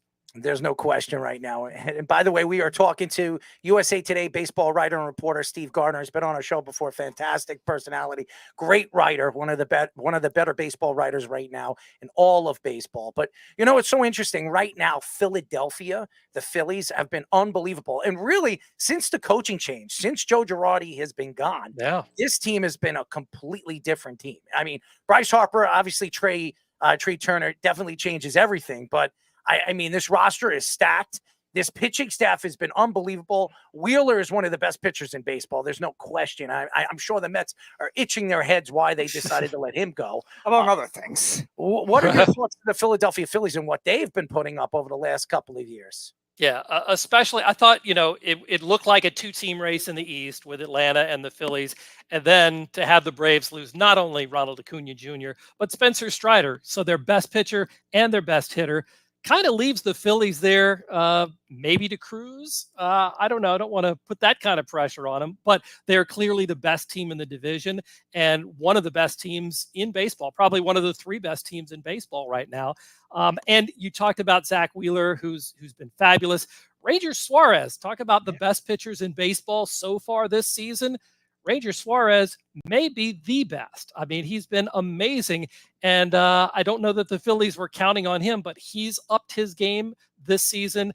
Alec Boehm has upped his game this season. And then when they lose Trey Turner to injury, Edmundo Sosa comes in and fills the gap there at shortstop excellently. So this is a team that's very deep. We've seen them. And now with Turner coming back, with Bryce Harper playing at an MVP level, this is a team that is definitely going to be reckoned with come October. So we've seen this year, like a lot of top heaviness. There's only 10 teams over 500 right now. And there's a lot of like mediocre, a lot of really bad teams across the league. So obviously it's not really a money issue because you see the Royals and the Guardians still doing very well in addition to the Yankees. But what are your thoughts on like why it's not been as much parity this year besides that?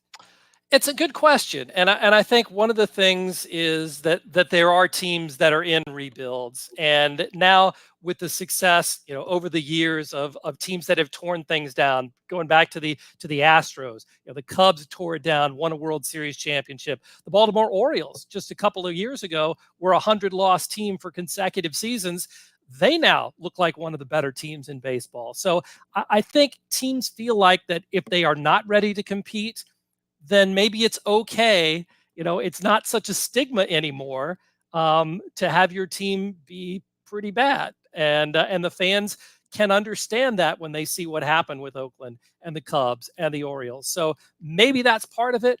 I think part of it too, though, is that a lot of teams are not really willing to go out and spend the extra money because of the uncertain financial situation. You've got all of those major league teams that had, TV, local TV deals with Diamond Sports, and that when it went bankrupt, all of a sudden that money that they were counting on, not necessarily there, and no guarantees where, 8 figures, 9 figures, those deals were. Now that's in question. So what's going to happen there when you don't have, the Padres went from a team that was just spending and spending and spending and acquiring players. This offseason, they were one of the teams that kind of shed payroll and looked to pare things down. So I think that's one of the things, the stable franchises, you see who's on top, pretty much the old guard. It's the Yankees, it's the Dodgers, it's the Phillies, teams like that. Those are generally the ones that are hanging in there and are able to compete both on the field and in the bank accounts. No question in the bank accounts. We all know that. We are talking to USA Today's baseball writer and reporter Steve Gardner. Has been on the show. We love him, and we're so happy to have him on the show. The position of shortstop has been so important for baseball. And we see two fantastic young studs in the American League. Bobby Witt right now for Kansas City, who's playing the Yankees tonight. He's been fantastic right now. He's batting .319. He has 11 home runs and 48 RBIs, 19 stolen bases early this season. This guy is a beast and is up and coming 23-year-old. And then there's Anthony Volpe, who's 23 as well with the New York Yankees, batting .280. He was on a 23-game hitting streak. He's been unbelievable for the Yankees, stealing bases. Not as much power this year, but he's hitting for average, something that he needed to change up. And he's been very important to the Yankees lineup. Do you see the difference of the growth of the shortstop position now in the American League after Derek Jeter and obviously Alex Rodriguez and Nomar Garcia-Power? Do you see the growth now? And we're going to see these shortstops really take off again? Yeah, it kind of seems like it goes in cycles, doesn't it? I mean, you had those big three that you talked about who dominated the game for a good period of time. And now we've got an even bigger crop. I think another guy that you didn't mention, but I think probably deserves to be in that same category is Gunnar Henderson of the Baltimore Orioles. Yes. You know, up and among the league leaders, challenging Aaron Judge for the Major League home run lead, playing amazing defense at shortstop. So you throw him into the mix. You throw Ellie De La Cruz from the Cincinnati Reds, who's just an amazing physical talent. So yeah, you add those young guys to the veterans, you know, the Corey Seagers and all that are already established. I think it's a golden age for shortstops right now. So everywhere you turn, you have a really good chance of seeing a super talented shortstop on the diamond. I'm sorry to cut you off. I'm watching this kid, the way he runs, the way he hits. It's effortless. It's really unbelievable. And even watching Anthony Volpe at the plate now, he's sitting on pitches. He can see the pitches better. I mean, everybody says, "Oh, nobody's going to come. Nobody's going to be Derek Jeter. Nobody's going to be this, and nobody's going to be that." I wouldn't be surprised when Aaron Judge retires. Anthony Volpe is the future captain of the New York Yankees. It's unbelievable what the Yankees, how they find these players and how they develop in their farm system. Yeah, and you could see the confidence that the Yankee organization had in Volpe last year to call him up, put him there at shortstop, and just leave him there and say, you know, sink or swim, kid. And he was up to the challenge. I mean, he won a Gold Glove last year. The hitting wasn't great, but he stole bases. He played great defense, and now the rest of his game is kind of catching up to that. They put him in the leadoff spot, and he has thrived there with that. You know, had the long on base streak that he and Aaron Judge both had going on at the same time. You have both of those guys performing at a high level. You throw in Juan Soto, and it's pretty scary what the Yankees could do. So I know you've also been involved in Hall of Fame voting, and there were two guys that were in controversy this year with Joe Mauer and Todd Helton that a lot of people thought shouldn't have made it. Adrian Beltre, I think, was a pretty consensus one that everybody thought should have. But what are your thoughts of the voting this year? No, I think Beltre was a slam dunk. I mean, he was one of the greatest third basemen ever. You talk about hitting home runs and hitting for power and amazing defense that he played. To me, it was a no doubter. Joe Mauer, maybe a little bit more on the fence, but you have a guy. You know, the bar is. It seems like it's so high for catchers when, you know, they have to do so much, have to go through so much physically to get out on the field every day. And Joe Mauer won a couple of batting titles, was an MVP, and it wasn't his fault that, you know, that he got injured. Concussions kind of moved him out from behind the plate. He was an all-time great catcher by the time he was done catching, but then he went on to play first base because they had to keep his bat in the lineup, you know, have him DH. And he was still a plus for that team.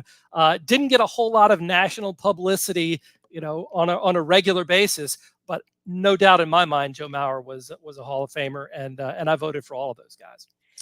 You know, and by the way, we are talking to USA Today baseball writer and reporter Steve Gardner. I have been an advocate of Barry Bonds. Obviously, I've stood up for Barry Bonds. I understand he did steroids. We've had a lot of players on this show, ex-players and players right now, moving up right now in AAA and going to play in the majors. They all told me that certain steroids should be allowed in baseball. I mean, you're making millions and millions of dollars. People are paying for tickets to go and see them play, and certain steroids keep you healthy. They keep you on the field. So your thoughts to Barry Bonds, Mark McGwire. I've interviewed Rafael Palmeiro. I think he's a nice guy, sensational personality. He's not in the Hall of Fame. I understand why people think that he wasn't a Hall of Famer, because if you look at his numbers, they start to drive up as he goes later in his career. I disagree. I still think he's a Hall of Famer in my eyes of what he was as a defensive player, as an offensive player as well. What are your thoughts to the steroid situation? Do you believe that these guys should be in the Hall of Fame with an asterisk on their name, but they should be in the Hall of Fame? Here's how I look at it. And I try, the one thing I try and do as a Hall of Fame voter is just be consistent in my logic in who I'm voting for and who I'm not voting for. And I think the big dividing line for me is once MLB decided to have testing and test everybody and have punishments for positive tests, that's a dividing line in who should be in and who should be and who shouldn't be in when it comes to if you tested positive, then you were breaking the rules and you knew you were doing it. So the people like Manny Ramirez, who came in and tested positive after that 2004 policy was enacted, those people are not getting my vote. Alex Rodriguez did not get my vote.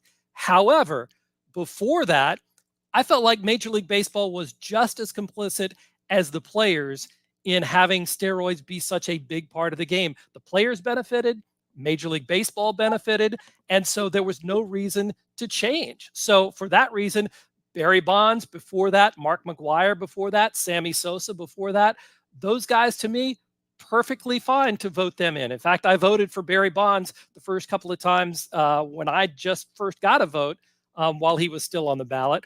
And I voted for Sammy Sosa as well, because neither one of those guys ever had a positive drug test. David Ortiz was somebody who was kind of on the borderline. Again, you know, there was that survey testing before the rules were enacted. He was doing it. Where, and that's, even if he was, that's my point. Even if he was, it was before Major League Baseball got serious. And once they got serious, no positive test for Big Papi after that. So for me, I have a clean conscience in voting for him as well. So one of the other controversies in baseball has been the sticky substances. It was more prevalent last year than we've seen this year. But speaking of sticky, Speedy, you like sticky things. I do not like it on my hands, like a lot of these pitchers that have been caught, like our friend Max Scherzer that is now caught and now winning a World Series, doing absolutely nothing. But nevertheless, what are your thoughts to the way that Major League Baseball has handled the sticky substances last year in comparison to this year? I think one of the things Major League Baseball has to find a way to give pitchers an ability to grip the ball and be able to have, you know, a little bit of tackiness to the baseball, whether that's allowing some sorts of substances like rosin or developing what they do like in the Japanese leagues, kind of a special baseball that has that tackiness to the leather. I think it's important to be able to have that kind of control for pitchers. But if you overdo it, and some pitchers have been caught with an inordinate amount of sticky stuff on their gloves, you got to draw the line again. And MLB, I think, has done a decent job of letting everybody know where that line is and then enforcing those rules to where it's not as huge of a big deal as it was maybe a couple of years ago. Stop crying about it. All these, let it be. I don't understand. This has been going on forever. It's been going on in the 50s, the 60s, the 70s. Everybody finds a way to cheat. Everybody's trying to get one over on the other guy. Stop this. This is ridiculous. I don't understand. And you know what? Rob Manfred is a joke, okay? Because he's always trying to find something to change the game, but he doesn't realize that the game was fine the way it was. So what is he doing? Thank God in 2026, the guy's retiring. I can say sayonara to this guy. I want to see Roger Goodell, after making $58 million a year last year, say sayonara because he's making even more next year. It makes me sick to my stomach. I'm sorry, Steve. I know, but then again, you know, the devil that you don't know could be even worse than the devil that you do. So I don't know. You know, Theo Epstein says he doesn't want to be commissioner. Who are they going to get in 2026? You can get me. I mean, you can there you go. Me. I'll be sure. I mean, I could bring what do they call them? The banana Romano, whatever the hell they are. The Savannah Bananas. I'll bring those guys. They can help me out, and we can, add some of their rules to the game of baseball. Then they really think I was a joke. But guess what? I'll put fannies in the seats, and that's all they care about. It's all about the mucho dinero when it comes to baseball. There's no question. And I don't care what the players say. Stop with this 144 games. And by the way, I love you, Mike. Mike Trout I'm speaking to. Mike, I love you. I think you're a sensational player. It's a shame where you are in your career because you can't stay healthy. Why even bring up some of the stuff that nobody cares about anymore? You bring up the steroid thing, nobody cares. Nobody wants to hear about it anymore. He brings up all these things. Worry about your own team. If you don't like it there, get traded. Stop saying these things.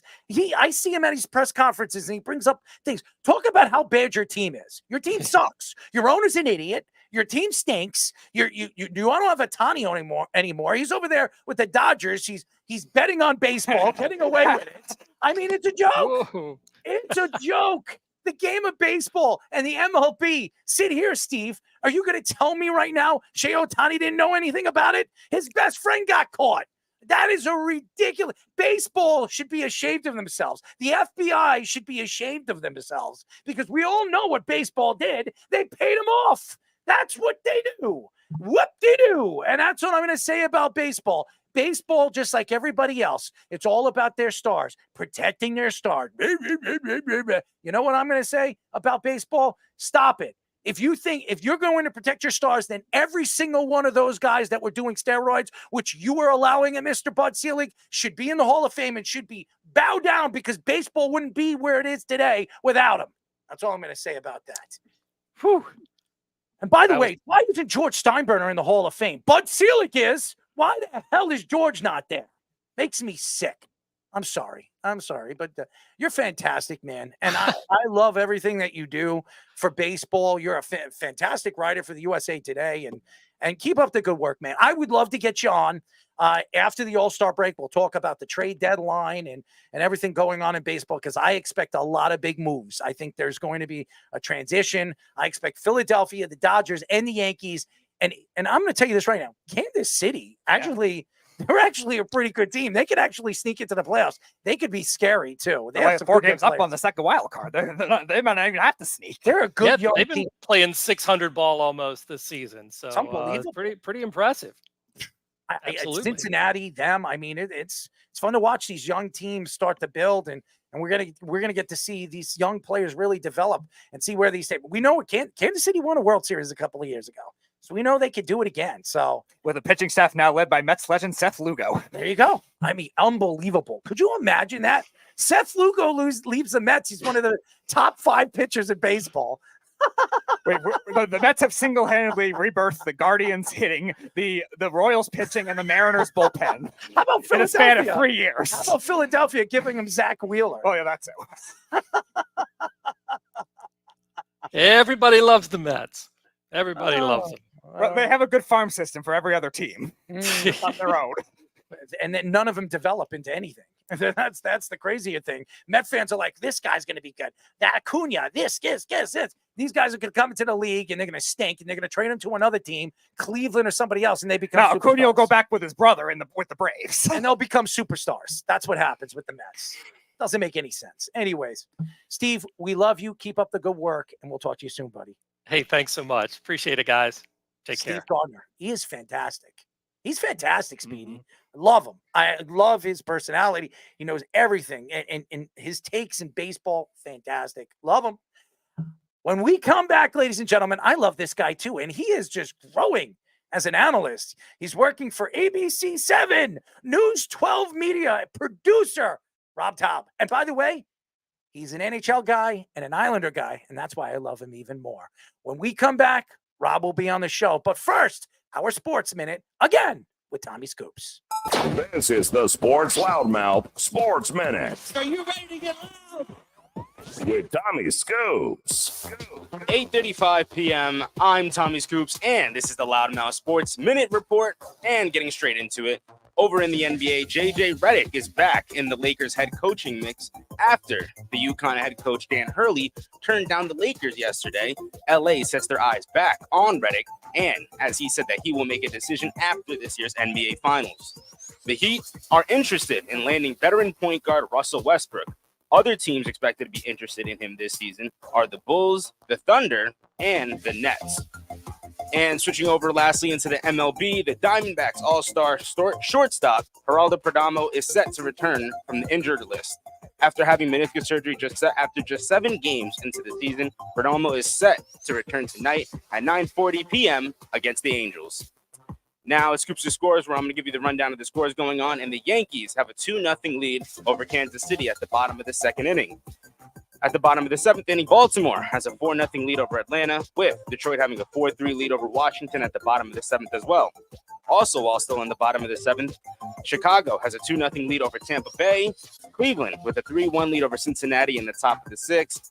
Miami and the Mets are both tied at the top of the 5th with 2 apiece. Philadelphia has a 4-1 lead over Boston at the top of the 6th, with Colorado and Minnesota having nothing apiece at the bottom of the 4th. At the end of the 4th inning, Pittsburgh and St. Louis both have 0, with Toronto having a 1-0 lead over Milwaukee at the top of the 2nd. That is currently all the time I have for you guys right now. I'm kicking it back to the boys for the continuation of the Sports Loudmouth. This is the Sports Loudmouth. Yeah, because the word jizz is really structured. Men in Black memory erase. Let's not. Not something I think about. The hell is it? Don't share a Wu-Tang hide with the light. Dog. Evolution. I like more glaze. Good for you. I don't know. I would hope I don't take a horse for that. 631-672-3108 is the number to call. You're listening to the Sports Loudmouth. I'm your host, Errol Marks, my co-host, Speedy. Go to our website at www.worldwidesportsradio.com. Check out all our shows throughout the week, including the Loudmouth with me and Speedy PD every single Tuesdays and Thursdays at 7 p.m. All you have to do to tune in and check out our local listings is go to our website at www.worldwidesportsradio.com. Thank you to Steve Gardner. He was fantastic. Speedy, great get, as always. USA Today writer, fantastic. Knows his baseball, and one of the best in the business. And now, another guy that I absolutely love. He's growing. He's doing all these different things right now. He's working for ABC 7 and News 12 Media, and he's a producer. Rob Taub, ladies and gentlemen, NHL and Islanders, reporter. How are you, Rob? What's going on, guys? Long time no talk. Yeah, it's been a long time, man, and you're just growing. You're doing so many big things. And by the way, the Islanders are doing nothing, by the way, except playing golf after that just absolutely first round exit against a Carolina Hurricane team they should have beaten. But we're not going to get into that because we're going to get into right now what's going on in the NHL. We have the Florida Panthers and the Edmonton Oilers. Connor McDavid, the superstar, the biggest superstar right now in hockey, against arguably the best team in the NHL, who everybody picked to win the Stanley Cup after last year's debacle in the Stanley Cup Finals against the Vegas Knights. What were your thoughts when you saw these teams get into the finals? And who do you think, even though Florida's up 2-0, do you think Edmonton has a chance to come back? And who do you think going into this series had the advantage in the series? Well, one, I wasn't surprised that the Florida Panthers are where they are now. I mean, they probably were the best team in the league. No disrespect to the Rangers. I thought the Florida Panthers were the best team in the league all season long. And you saw it in the playoffs. They've been laser focused since day one, since they lost. Even going back to the Stanley Cup final last year, like you said, they fell apart in the Stanley Cup final and they lost to Vegas. And ever since then, they've just been rolling. And I'm not surprised to see them here. I'm really not. I mean, I don't want to say that if they win, that you could potentially, start to think of them as a possible dynasty as the years go along. They'd have to win this one first and then win another one. But just the past couple of years, they were the best. They were the President's Trophy winner 2 years ago, and then last year, they made it by the skin of their teeth. But they ended up knocking off the Bruins in that historic series, and then they just rolled from there, and they made it all the way to the Cup. So, not surprised to see Florida. They're stacked from top to bottom. Alexander Barkov, one of the best players in the league right now. They've got depth, they've got defense. They're nasty. They'll get in your face. They're never out of a game. They're not intimidated. On the other side with the Oilers, am I surprised to see them there? No. I was talking with someone prior series against Dallas, and someone said to me, Dallas is going to roll them in 5. I'm like, I don't know. I thought Dallas was going to win the series, but I thought Edmonton was going to put up a fight, and man, they did. But when you have two of the best players in the world, and Connor McDavid and Leon Draisaitl, you can only hold those guys down for so long before they finally break out. So I'm not surprised to see the Oilers there either, because they took that series over when they needed to, and they never looked back. they've kind of paid their dues the past couple of years. They've got beat by Colorado, who won the Stanley Cup. They got beat by Vegas, who won the Stanley Cup. So they're probably where they deserve to be. And in terms of the series, I expect a 7-game series. It's not looking that way right now, but I love this series. I really do. It's just nonstop. Both teams are so fast. They're so skilled. And, when you have the best player in the world going up against probably the best team, like the best team right now, it makes for a great theater, a great matchup. I see this series. Florida could definitely, if they win tomorrow, I think the series is over. I really do. They're so much better. They have just so much more depth than Edmonton. Edmonton threw their best punch at them in game 1, and Florida just knocked them right back out. And then yesterday, Florida was all over them. Edmonton had no answer. So now that the series is shifting to Edmonton tomorrow, and on Friday for game 4, I'm interested to see how Edmonton comes out, because they've been a better home team than they have a road team in this playoffs. They've been really, really good at home and then kind of streaky on the road. So it should be interesting to see like the dynamic. If Edmonton can win tomorrow, they're definitely, it's a series. Like the whole saying goes, the series did not start until the home team loses a game. And that could be the kind of series, and that could be the kind of case in this series. So I'm very, very intrigued to see what happens tomorrow once they're playing at Edmonton. So one thing we've seen a lot outside of the Tampa Bay Lightning, among these teams that have made it to the Cup and won the Cup, is these really stacked defenses. Like Vegas last year had a stacked defense, and they played with 4 different goalies in the playoffs. You saw the Blues winning with Jordan Binnington out of nowhere, which was a rookie.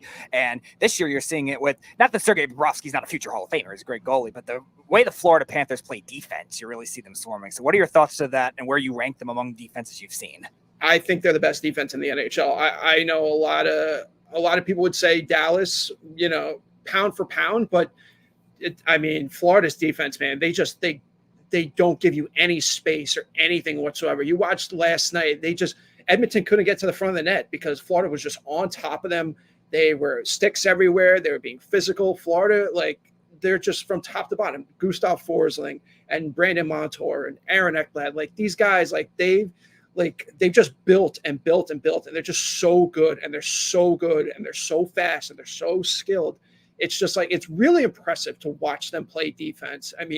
I got to watch the Islanders play under Barry Trotz, and I thought that was just terrific, terrific defensive hockey. This is another level.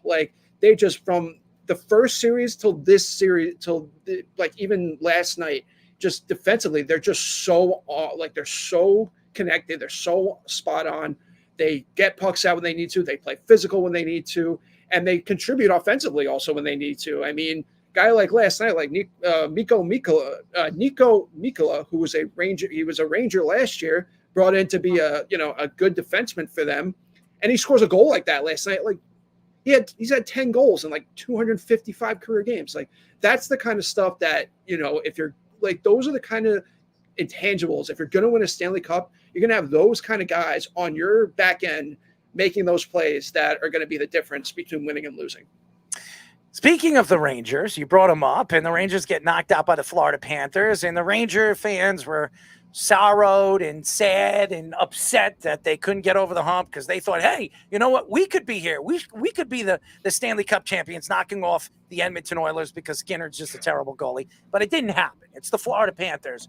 But this offseason, Chris Drury is under pressure. If they don't get over the hump, they don't get to that Stanley Cup Finals, he could be fired. I don't care what anybody says. It's all about winning now for the New York Rangers. Their window has been open for 2 years. They can't get to the Stanley Cup Finals. They have a world-class goaltender who's going to want a lot of money. What could the Rangers do? Obviously, the salary cap goes up $4 million, $5 million this offseason. What could they do? Who could they trade and bring in? I've been bringing up Brady Tkachuk. He does not want to be in Ottawa. They have this guy Perrault. They have all this talent in their farm system that they can move to bring in a guy like Brady Tkachuk. Do you think this is the type of move that can get them over the hump? I think it's definitely the type of move that can get them over the hump, but you have to have two teams that want to make that deal. And I don't see Ottawa at all wanting to make any deal of that nature, because Brady Tkachuk, they see as their future, he's their future guy who's going to lead them to the playoffs. So I can't, of course, Tkachuk's name is going to be out there. It's always out there when it comes to the Rangers. But I think Do I think they need to make a seismic shift kind of move? No, I think they need to get a little bit grittier on the in their bottom six. I know people want to say, oh, they have a ton of speed and skill. You look in the playoffs, and like Florida's top six didn't do much damage to them outside of maybe one or two or three, like a couple goals in the series. It was their guys like Evan Rodriguez and Anton Lundell and, those kind of guys that the Rangers just don't have. I know, look, Barclay Goodrow, like he was great. He was phenomenal in that I like series. him in the playoffs. He was really, really good. But you can't depend on him as your only bottom six forward to make an impact. You can't have that. I mean, an Alexander Wennberg. I'm seeing the highlight right now. Like he was brought in to be like a third line center, and he did a solid job, but he didn't push the needle. He's not going to like move the needle. They need another probably top six guy or a couple more bottom six guys that are like that have a little bit more grit and like a little bit more dirtiness. I don't want to call them dirty, but just like some more toughness to them. No offense. They got pushed around by the Florida Panthers could do whatever they want with them. They got pushed around by them. I mean, I'm not going to say I didn't think they got pushed around by Carolina. I thought that was a very even series, but Carolina towards the end of that series, you could see they were starting to flex their muscles and the Rangers had no answer for it. I mean, I'm one to believe that the Rangers would not have come back and won that game 6. They were losing in 7 at the Garden. Like that series was shifting on a dime. And the Rangers had nothing. They had no answer. They couldn't do anything in that game 6. And then they got lucky enough. Frederik Andersen's a terrible goalie, and then you got then you have the comeback the way they did. But to me, what they need to do is I think get a little bit more nastier on the bottom 6. I don't know if it means that, and I don't know if they have to trade one of like Kreider or a Zibanejad. That would be a big, big move. But these guys are making a lot of money, and they're going to be hard to move. But Zibanejad has no trade clause. Yeah, I mean, all these guys do. But I think they just need to get nastier. Get nasty. Like, I thought 2 years ago when they brought in Ryan Reeves and Barclay Goodrow, when they got to the conference finals against Tampa, they were more nastier. They would get in your face. Like, I thought the Rangers really you could see they started to get worn down physically after the Carolina series, and especially once Florida really, really took it to them. They couldn't do anything defensively. Offensively, they kind of, they were okay, but they weren't the forecheck wasn't that great.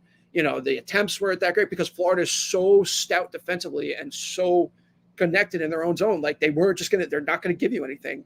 So I do think that the Rangers, there's one or two pieces left if they're finally going to get over the hump. Also comes with the fact that you can't leave your goalie out to dry the way they did. If it wasn't for Igor Shesterkin, they would have gotten swept. That's not even an opinion. That's a fact.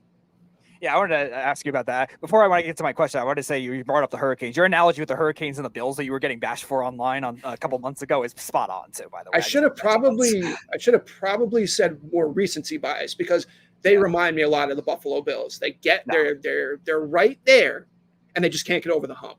No, I thought it was spot on. But my question is about the Rangers defense that you were bringing up. They were leaving Igor out to dry. Like he had to make some unbelievable saves. They had the best advanced metrics among any goalie we've seen in the playoffs in recent years as well. So, I mean, Jacob Trouba, big contract. They could move him. Ryan Lindgren is, I think, a free agent coming up soon. Like, what are your thoughts on maybe the way they should handle the Rangers defense going forward in the future? I mean, Adam Fox was hurt, but everyone, like all those guys, everyone is hurt in the playoffs. No one's healthy. But I thought, Jacob Trouba had a really, really tough playoffs. I know he had a couple good moments, but there were times, and you can go back to that game 6. The second goal by Florida was called whoever it was, who fed Tarasenko the pass to make it 2-0. He went right by him, like he completely misread the play. But I just don't know if they can move Trouba. They probably could, but I don't know who's going to want him. I know he's 30. He's not on the wrong side of 30 yet. He's technically still in his prime. But outside of when he's physical, he doesn't really do that much. He doesn't. He's a great spokesman for the Rangers. He's a great, he's a good captain. I don't consider him a great captain. He's not up there for me with some of the best in the league. Could he get there? Maybe. But I don't know. I think that with the Rangers, like Lindgren, I think after a while, you kind of need someone who is going to not, could be, I'd say less hurt, but maybe less injury prone because I know he plays through everything, and that's great. He's a warrior. But after a while, you want a guy who can do a little bit more than just be physical and contribute a little bit more offensively. And that's where you have Adam Fox. But Fox was all right in the playoffs, but you could tell he was hampered by whatever happened to him in the Capitals series, and it sucks. But that's just that's what happens sometimes. That's playoff hockey, and you get hurt, and you got to play through it. But I mean, even going with Keandre Miller, he's a young guy. He's going to grow, and you saw he took some good strides this year in the regular season. In the playoffs, he struggled, but he's still young enough to where I don't think he's reached his full potential yet. And then you got guys like Braden Schneider and Zach Jones, who are going to be the hopefully the major future defensive guys behind Adam Fox and Keandre Miller over the next couple of years. But could they trade for a defenseman? Sure. I don't know who exactly is out there that would really do much, but I think with their defense, they just also get a little bit nastier, get a little bit more grittier. You don't need so much skill and finesse when it comes, and that's not what wins in the Stanley Cup playoffs. Being playing that playing that overbearing game, aggressive forecheck, making smart plays, not making poor defensive play and making poor mistakes in your own zone. That's what's going to win you a Stanley Cup. And the Rangers, I don't think are there yet. I think their defense. I don't want to sound off here. I thought they were overrated this year. I really did. I thought offensively, great. They've got a bunch of pieces, really good. Defensively, I was not impressed because there were times I watched them where they get run in their own zone. And it was the same way against Carolina, where Carolina was all over them and they couldn't get it. If not for Igor, they were going to be out. So I don't know. There's a couple things they could do. There's a couple things they might not do. Well, I mean, I'm sure we'll find out soon enough.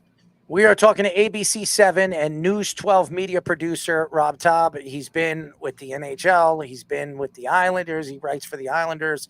He's fantastic. He's doing big things right now. Rob, I know you're a Jet fan, okay? I know you're a Jet fan.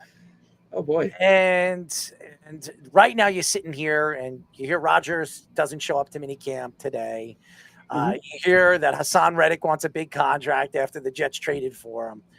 What do you see right now? I think the whole Aaron Rodgers thing he's dealing with family stuff. He'll be here. I'm not really worried about him. But the Haason Reddick thing, we heard Joe Douglas come out and say that the reason why he traded for him was because they expect to re-sign him and him to be there for the next 3 to 4 years. But right now, when you have this guy, he already came out and said he's not playing for the Eagles unless they give him an extension. And now you're here. What makes you think that by trading for him, it was going to change his thoughts? Aaron Rodgers? It doesn't make any sense. For me, and I don't want people to take this the wrong way, I could give two you-know-whats that Aaron Rodgers is missing minicamp.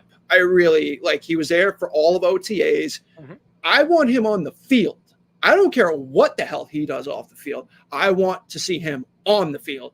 So, and I know everyone tried to make it a story today, and I know I'll get to the Reddick thing in a second. But with Rodgers, I was listening to sports radio today, and it's just more fodder. For me as a Jet fan, I don't care that he's missing 2 days of camp.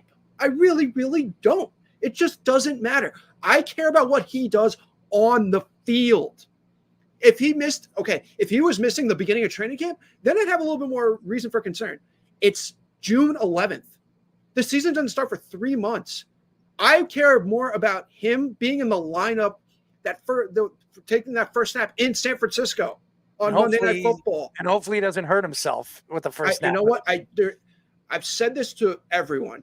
If he gets hurt, this franchise is completely cursed. I don't care what anybody says. I'm just there's no other logical explanation then this franchise is cursed because they've done everything. And I mean everything Joe Douglas has done to put a winning team around him. What else does this team need? They don't need it. They've got playmakers. They've got a ridiculous defense. They added Haason Reddick, which, you know what? He's in a contract dispute. We've seen this before.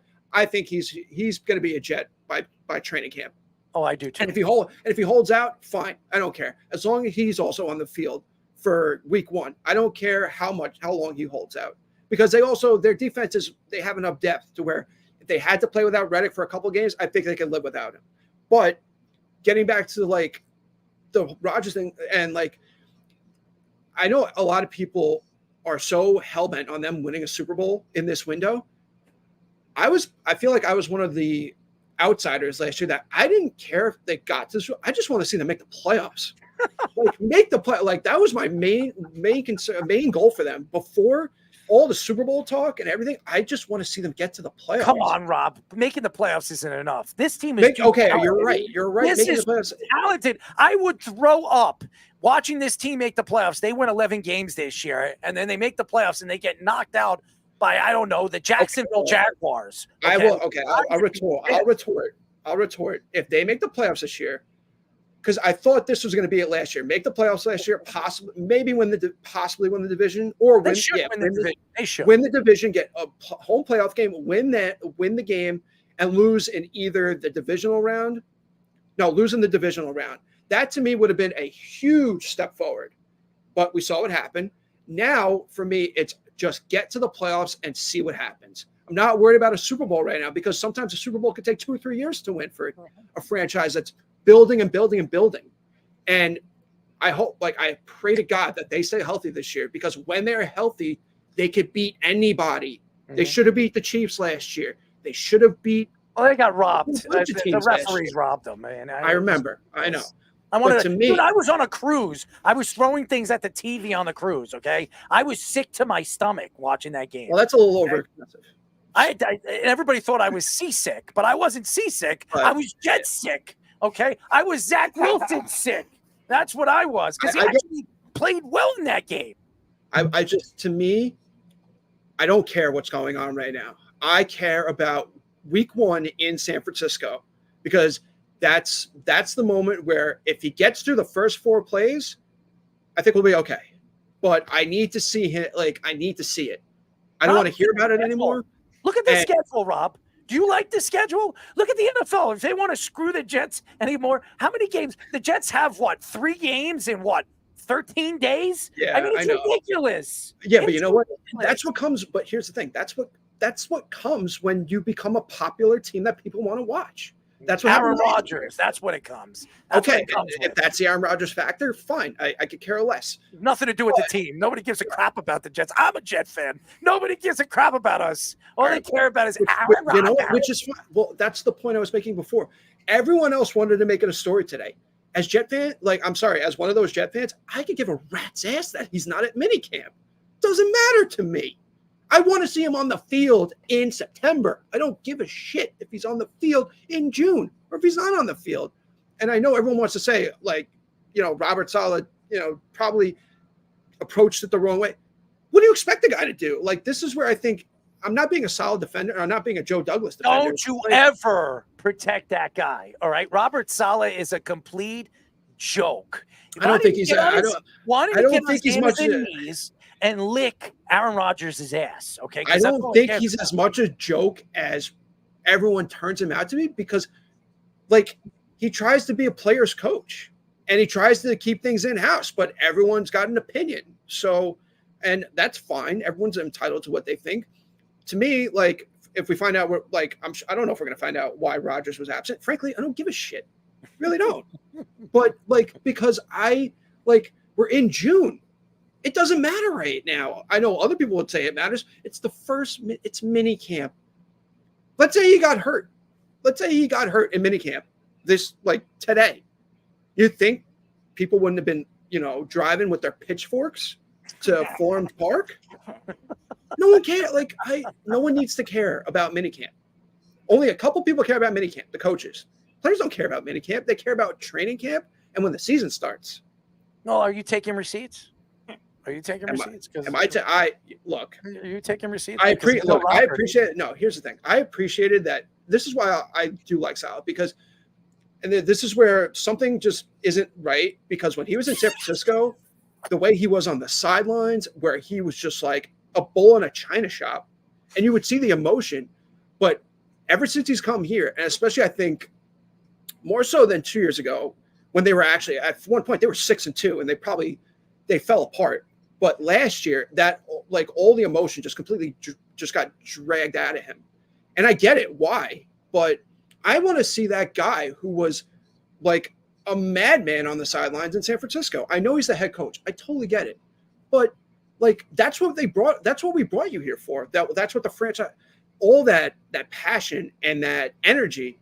And it's hard, like I get it. It's hard to keep it when injury after injury, it just completely depletes everything that you're trying to build. But it's now or never this year with him. And I feel like we're going to hopefully see him the way he was in San Francisco, where he's emotional on the sidelines. He I want to see that from him. That's what I want to see from the head coach. All right, one more question for me. I know you came into the feed. We were talking with Steve Gardner before and joking around about the Mets. I know you're a Mets fan too. So what are your thoughts with all the drama that's gone on in this season? And what would you do if you were the Mets with Pete Alonso? I mean, with Pete, you know what? With the Mets, it's like watching them. I compared it. I'm watching the Islanders again, like with the blown leads, just the inept way to find ways to lose games. No, it's true. Like the amount of blown leads that they've had, I don't know how many games the Mets have had, but in the first 2.5 months of the season, they stink. Who sounds that? That's Mike Francesa. Yeah, no, it is. But to me, the Mets, like, they're not dead. Like that's why I'm so torn on whether they should sell or not sell, because like the National League is so horrific, and a couple, like if they win this game tonight, yeah, if they win this game tonight, win another couple, that's a 4 or 5 game winning streak. They're right there for the wild card. And I don't think they're as bad as people say they are, because the pitching's actually been quite good. It's just the bullpen sucks. I mean, the bullpen's just been a total negative. But okay, when you're scoring 9 runs a game, when you're scoring 9 runs or 8 runs or 7 runs, you should win a freaking baseball game. That's my mentality. Like I've seen this team where they've scored 7, 8 runs and they find a way to lose. Like that can't happen. So to me, it's a mental thing. But with Pete, he's been okay this year. I think the contract thing is really weighing on him. I'm not there. I don't really talk to any of the beat writers there or anything like that. But you can just see it sometimes with the way he is at the plate. But I would love him to be a lifelong Met. I really do, because for me, I haven't had that many in my lifetime where there's been players like that have stayed long term. I mean, maybe like it's always been like the Carlos Delgados or like the Pedro Martinez. They were here for a couple of years and then they went somewhere else or they retired. Just David Wright, who had a spinal injury. Yeah, but David. Look, that's the other thing. Like David Wright, like for what he was great, but you could see like he was deteriorating, and it was sad to watch. And like he got cut down in like the years that probably like they could have used him the most. Yeah. When they were really struggling.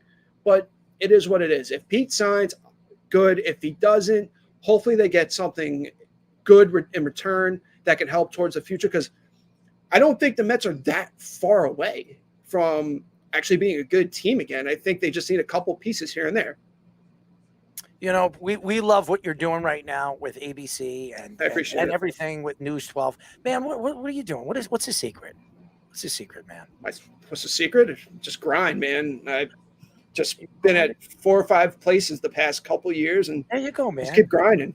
You got to keep grinding. Oh, the Rangers took that mentality in the playoffs. Oh, Yeah, I mean, like, look, I had only worked at the NHL for a year and a half. They didn't take me back. They didn't renew my contract. So I had to start looking again. And, ABC came knocking on the door. I took that.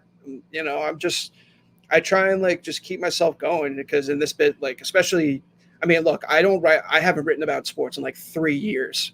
I mean, I didn't write anything at the NHL.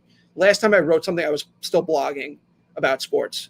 Last time I wrote about sports, I was still blogging. So I've kind of got myself out of the sports realm in terms of writing, but in terms of like what I'm doing job wise, yeah, I've just been grinding. Like I'm in the news industry, which frankly, like, am I, super satisfied with it? No, but it's, it's just a part of what the grind has been for me, is just find that next opportunity and try and make the most of it and see where it takes me. Supersize you. I got one. A Speedy. I got a laugh for you on our soundboard for you. Yeah, this is... Sounds like the Penguin. Rob, we love you, man. Keep up the good work. We'll talk to you soon. It won't be that long, man. I promise you. It won't be that long. I'm glad you didn't ask me any Islander questions because I don't know anything right now. I don't have to, man. There's nothing to talk about. Get rid I of think Lou I will just say this, that this is just fodder for you guys. After after July 1st, maybe there might be something. That's my own intuition. Now the real question: will they actually keep their first round pick? We'll see. Probably no. They don't need to. This draft sucks. Anyways, thank you, Rob. We love you. Keep up the good work, buddy. Thanks, guys. Rob Taub, fantastic, doing his thing. ABC, Channel 12. I mean, he's producing, he's doing everything. I mean, Speedy, we got to reach out to this guy. We got to hook. This guy's got to hook us up. I'm just kidding. But Rob's awesome. He's fantastic. We love him.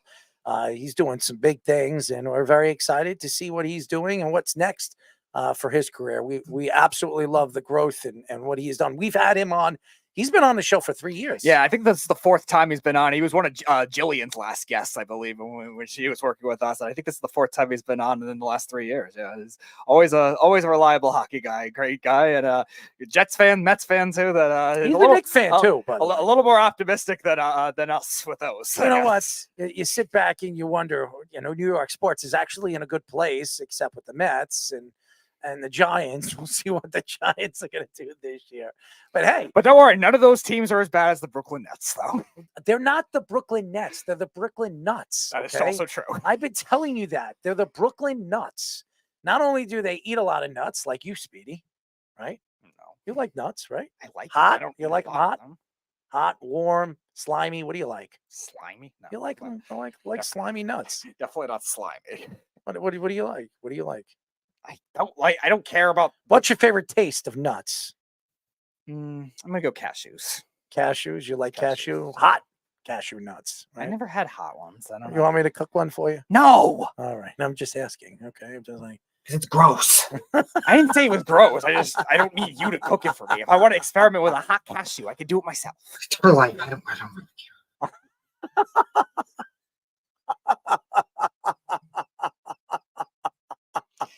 The Mets are. Keith says the Mets are mediocre at best. Yeah, but this year that might be about right. No, I'm not embracing it. That's good. That is good. That is good. And Keith, no, I would not be a good pitcher even if I had sticky substances on me. I was a terrible little league player. Oh man. Speaking of Jets, I mean, we might as well get into this because it seems like the Jets are the laughing stock right now. But hey, listen, the only reason why people are laughing at them because they don't know what Aaron Rodgers is doing. Who the hell cares? Anyways, SNY's Connor Hughes reports that both Aaron Rodgers and Haason Reddick did not show up to Jets mandatory minicamp today. Robert Saleh mentioned that both players did not show up with any unexcused absences. Aaron Rodgers missed camp due to an event that was very important to him, but is still subjected to fines by the current CBA. So he will be fined for some reason. Saleh said that Rodgers' absence is not contract related. Meanwhile, Haason Reddick is a contract related situation as he is seeking a new long-term deal with the Jets. Reddick is 29 years old and is in the final year of his contract, worth about $14.2 million.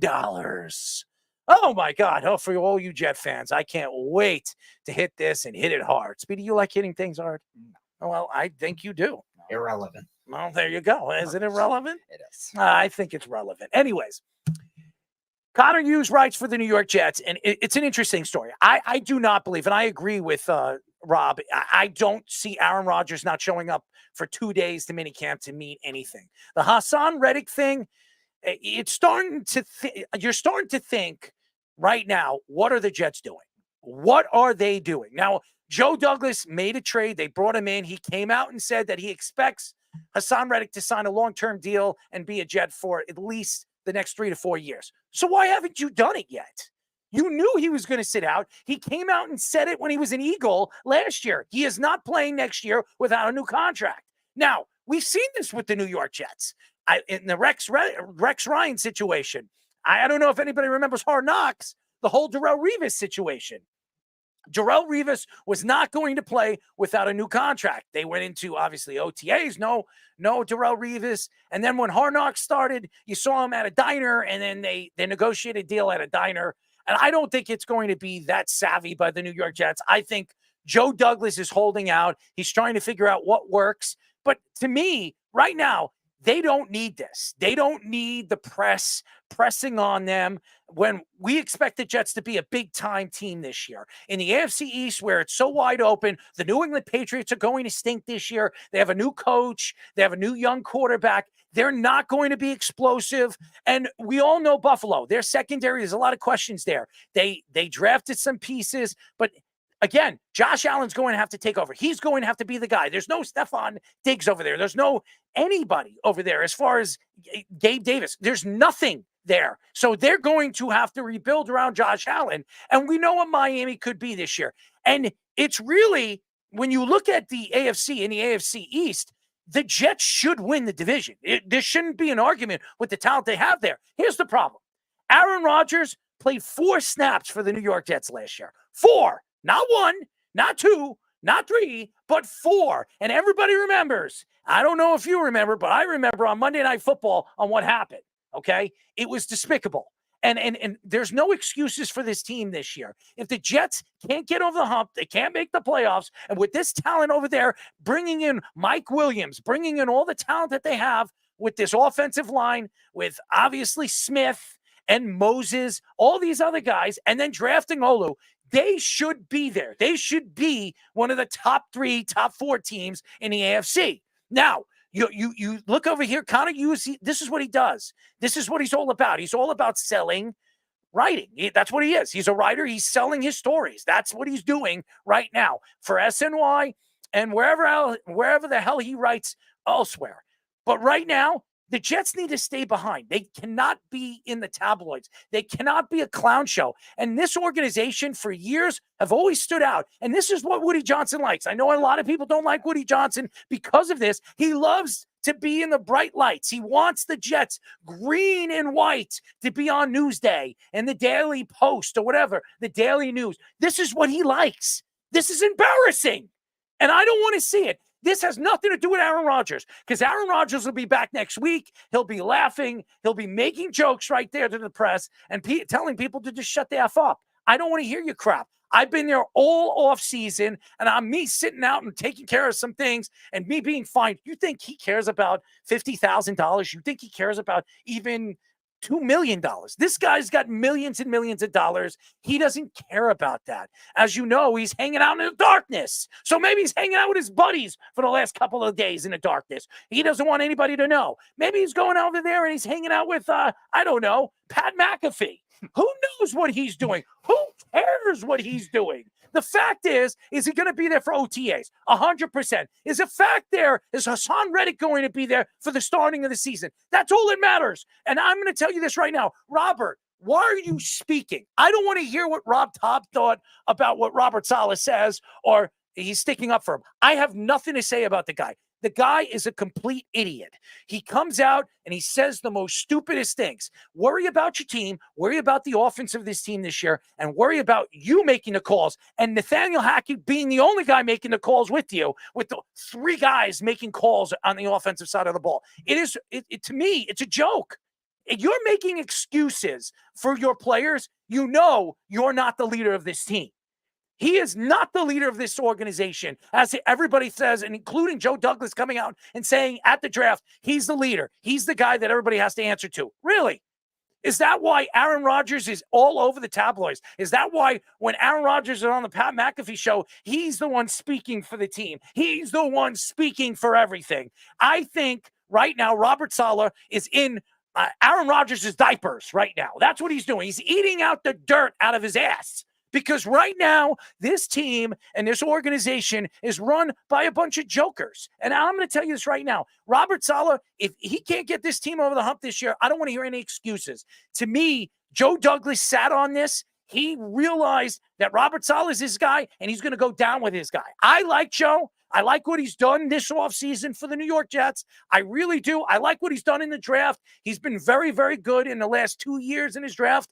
But the problem is, he trusts this guy. I don't trust this guy. I've seen enough of him making excuses and then throwing his quarterback. Yes, Zach Wilson under the bus. He didn't stand up for Zach Wilson. And I'm going to tell you, I wouldn't stand up for him either. But you're the one who says, I'm all about my team. I'm all about team. Meanwhile, when your team, you have a backup quarterback and every single one of your players are going on a plane wearing your backup quarterback shirts, that is embarrassing. And I'm surprised you weren't wearing the shirt, Robert. That's the problem with the New York Jets. When you see turmoil, the turmoil always stands out. It sticks on the wall, and you see it like a bunch of dog crap. All right? And by the way, I'm not a Philadelphia Eagle fan. Well, I root for them if the Jets aren't in. I'm not going to eat the dog crap, okay? I'm not going to do that what the Philadelphia Eagle fans like to do. But what I will say right now, this organization needs to get over the hump this year. This organization needs to find their way because to me, there's nothing but excuses. I don't want to hear from old quarterbacks. You know who I'm talking about, Joe Willie. I don't want to hear about anybody. Oh, this guy's going to be good and that guy's going to be bad. I don't care. Get on the goddamn field and play the damn game. I want to see 12. I want to see 11 wins. Your schedule fits what you should be this year, okay? You should be 11, 12 wins. I give you 13 wins. I don't know. I'll probably be eating my tongue by the end of the season because Aaron Rodgers could be out in 1 or 2 plays. I can't do anything anymore and sit here today as a Jet fan and say, hey, you know what? We're going to go to the Super Bowl this year. Hey, we're going to surprise the world and knock off the Kansas City Chiefs. I would bet that Aaron Rodgers is the next guy to date Taylor Swift before the Jets make the playoffs. Okay? It is a joke. And I can't sit here today and say, hey, you know what? I'm going to kiss all the babies. I'm going to run as the vice president under Donald Trump. Because I have a better chance of doing that than watching the Jets make the playoffs. Well, yeah, maybe Aaron Rodgers might be hanging out with Donald Trump in jail at this rate, but nevertheless. I am sick. I want to throw up because every single time I'm reading and I'm seeing, when I watch First Take or I'm watching SNY or I'm watching MSG or listening to all these New York guys talk about the Jets, Evan Roberts and Greg Giannotti and all these other guys. I don't want to hear it. And Boomer, please stop. Stop bringing up the Jets and saying that you were a Jet. You never even want to be compared to the Jets. You don't even want to be affiliated with the Jets. You always talk about your Bengal years. Nobody cares you're from Long Island. Nobody cares you're from West Islip, East Islip. I don't care. All I care about is my team actually getting over the hump. My team actually winning games. My team stop making excuses to the press and making us look like a clown show. Because you want to know something? That's all I've seen this organization be. It's a clown show. And we have a bunch of clowns running this organization. So thank you. Sell that. Sit on that for all you Jet fans. And please, Robert Saleh, take your receipts. Rub it like a nice little, like a Latin, right? What do they call that? Carpet? No. What do they say? Rub the lamp, okay? Rub the lamp, and when that genie comes out, shove that friggin' lamp up your ass, okay? I am tired of listening to all these wishes for all you Jet fans out there. There is no wish anymore. It's get over the damn wall and win a friggin' football game. How about that? How about stop with this 6, 5, 7 win seasons? How about let's see double digits? The last time we've seen a double digit was with Todd Bowles, okay? Yeah. Todd Bowles in one friggin' season. And Brandon Marshall and all the crap, the Ryan Fitzpatrick, and Matt Forte and Eric Decker, who, by the way, has like 6 kids now. Okay, and Cromartie having 30 kids and probably building a whole army. It's confusing when I sit here and listen to this garbage. It's garbage, and I don't want to hear about Aaron Rodgers anymore. I want to hear about OTAs. I want to hear about health. I want to hear about winning.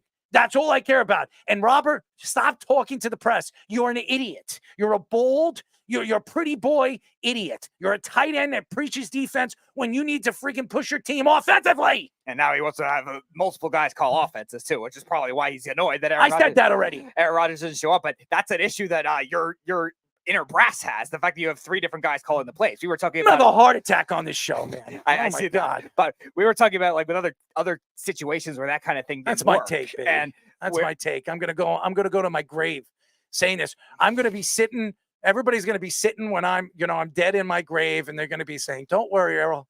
The Jets will finally win a playoff game 30 years later." I mean, it's just sad. I can't sit here and sell that. If you're a Jet fan, would you want to sell that? I mean, seriously, you want to sit here and say, "Hey, you know what? It's our year, everybody.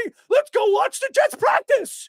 And then we watch Aaron Rodgers go down, and Garrett Wilson going down, and Breece Hall going down, and Elijah Vera Tucker going down. It's disgusting. And everybody's saying, it's our year. Let's go. Let's go watch all those radio guys. Go on YouTube and go check out. We've had a couple of them on our show. I'm not going to mention names. All those guys, it's our year. We're going to win. We're not going to win crap if we don't have a quarterback that actually can throw the ball and stay damn healthy. Right. And that's where I think we were talking about these other teams that maybe don't have as much talent as the Jets on paper, but have had enough stability where they've been competitive every year. Now, again, it's hard to win Super Bowls. We mention that all the time, especially with the Chiefs. Now, I'm going to drink to that. This is water. This is not liquor, guys. Just let you know that. Allegedly. But nevertheless. Allegedly? When do I drink? What are you talking about? I'm kidding. But nevertheless, winning Super Bowls is hard in the NFL as it is with the Chiefs winning 3 in 5 years, but we've still seen other teams that have less talent than the Jets be organizationally stable a lot more, where the Jets, yes, they have the most talent in that Stable division. is not in our vocabulary. No, it's not. And it's never been.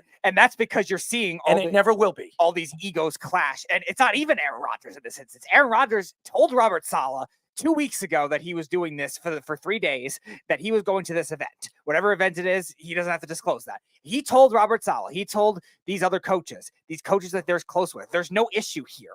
And yet they have to make it an issue. Why? Because they feel like he should be there for mandatory OTAs to make sure this 3-person offense can be run with him as the starting quarterback. I'm surprised that the Jets don't have an Aaron Rodgers tracker, GPS on him. Oh, he's in the toilet bowl. Oh, he's hanging out in his bathroom with a bunch of girls. I mean, seriously, he's sniffing cocaine. Nobody cares. All I want to see is Aaron Rodgers on a football field and actually play a full game. That's all I care about. Him throw 30 passes and win a football game for my team. That's all I care about. I don't want to hear about all these different shorts with all these Jet guys saying, oh, this is our year. This is our year. Aaron Rodgers. How about this? How about I run on the field? What the first game? Sunday Night Football for the Jets? What is it? Monday Night Football. How about I run on the field? Not Aaron Rodgers, because that's going to jinx him. Me run on the field with my underwear on with the Jets logo on my underwear, running on the field with the American flag on the field because, hey, you know what, Jeff? I'm always speaking about underwear. Run on the field with the Jets logo with my underwear on it.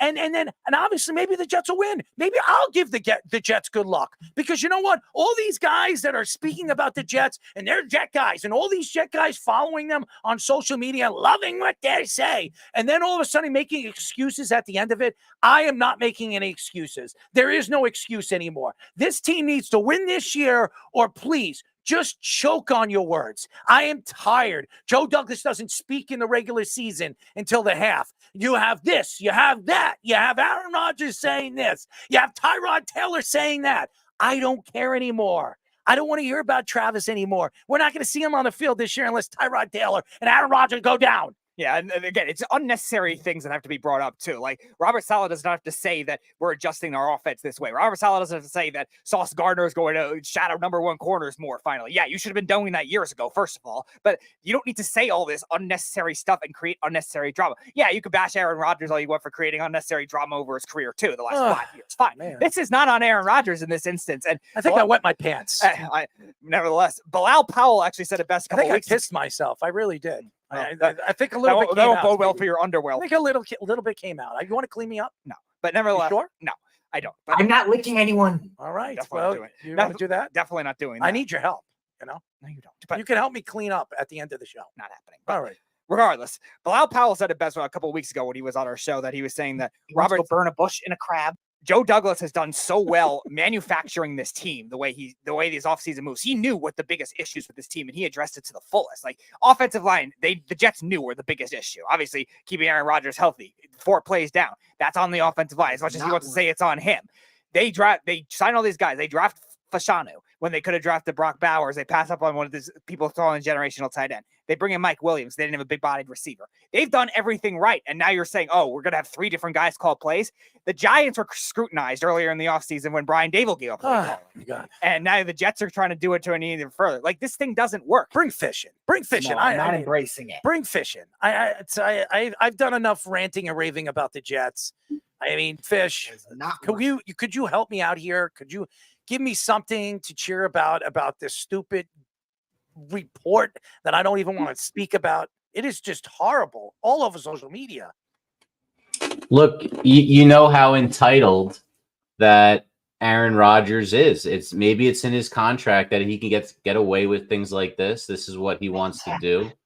And look, you're going to have to deal with it because it's like you're taking a gamble with having Rodgers and having the older guys that you just brought in on the line, like Tyron Smith, who's going in the Hall of Fame, but he's pretty washed, most people believe, because he can't stay healthy, and who knows what he's got left.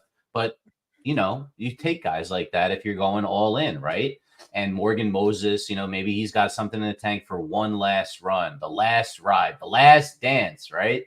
This is what Rodgers is doing. He thinks he can go a couple more years. He's going to meditate in the darkness to find his inner soul so he can channel it to a Super Bowl victory for the New York Jets. That's what it's about. At the same time, not a likely path for success throughout NFL history to buy a team, throw it all together, and then think they're going to a Super Bowl and win. It's what it is. Trophy. Why don't we just buy the trophy? How about that? I mean, the NFL, 99% of the world would too. Yeah, there you go. 99% of the world probably would. Speedy, would you buy your trophy? If you were a Giant fan, you're probably not going to win for a while. Yeah, I mean, I don't think I would care about buying a trophy for the Giants. I'd probably do it for the Mets first at the rate they're going. It is good for both of us. Because the Rangers and Knicks are at least stable. The Mets, I don't know if I could trust them to actually do the right things. Mm-hmm. But Fish, I wanted to mention, because I was bringing up the points about the dual offensive play calling. We saw the issues with that with the Giants last year too, and the Jets are now trying this kind of experiment that usually doesn't work in the NFL. The Eagles had that issue last year with their offensive coordinator. Now they bring in the great Kellen Moore, and it doesn't work, that kind of thing. And the Jets don't really need to have that kind of not necessary thing on. Thank God the Jets didn't bring in Kellen Moore. Okay, I mean it's enough that we have to deal with Nathaniel Hackett this year. We got to deal with Kellen Moore. Thanks, but no thanks. I think Kellen Moore is perfect with the Eagles. I think he's sitting perfect over there. And when he fails over there with that offense, there'll be no excuses for him. So thank you to Kellen Moore for being the jackass that you were with the Cowboys. Cowboys with will the Chargers, get Jason and Garrett now with the together. Eagles. So to get back to Robert Saleh not being a great coach. That's perfect. That's a perfect name. Robert Saleh, okay? Sail away. Sail away. Take me away. I mean, I'm not a singer, but Speedy, you could sing. Do you think he watched the Patriots last year and said, you know what, Joe Judge, Matt Patricia, I need to duplicate this. Let's have multiple play callers. Those guys, they really had it together last year. Let's see if we can't just make it even 2 guys. Let's use 3. What are they doing? Let's face it again. If something happens to Rodgers, completely screwed for the rest of the year, unwatchable product. That's what you're looking at. It is, or maybe Super Bowl. Really, no in between. It can't be in between. It's going to be in between because it's not Jet-like that the Jets are going to the Super Bowl. For all you fans out there, I'm not going to sell that. If you're a Jet fan, you're not going to sell that. For all you radio show hosts that are Jet fans, you're not going to sell that. I'm definitely not going to sell that. I have a better chance of dancing for I don't know what do they call that, Chippendales. Okay, I have a better chance of dancing on a table for Chippendales than the Jets going to the Super Bowl and winning a Super Bowl. Oh, that's good. He told me to cheer you up, though. Now you're dancing on tables at Chippendales. You were not so happy a second ago. I am not so happy. He has 3 months to do that before he runs under the field in San Francisco with his underwear on and then gets kicked out of the stadium. I could go Thursday Night Football for the Jets' first home game. Oh. Local Jets fan. Good. Rooted for MetLife Stadium. Well, I made a bet with Lyle. I don't know if anybody listens to the show. I made a bet with say now. No, I made a bet with him that I forget what the bet was, but I said that if I lose, I have to go into Miller's and I got to wear my underwear and a T-shirt and eat my dinner standing up in my underwear. I am a disturbing person. I am a disturbing person. I'm a little bit weird, but that's just what I do, man. I'm just a little out there. Speedy, are you out there? I don't know. Do you like chickens? Yeah. How about chicken heads? Chicken heads? I never had it. You never had a chicken head? No, I know. How thick do you like the beef? No, I've never had a head of a chicken. I remember it was a story. Who was it? I think it was Jared. But you haven't met a chicken head. What? Have you ever met a chicken head? No. You've never met a chicken head? No. Why? Why haven't you met a chicken Because I haven't been on a farm since I was like 8 or 9. Oh, so you have to be on a farm to meet a chicken head? Am I an animal smuggler now? You said smothering. Almost.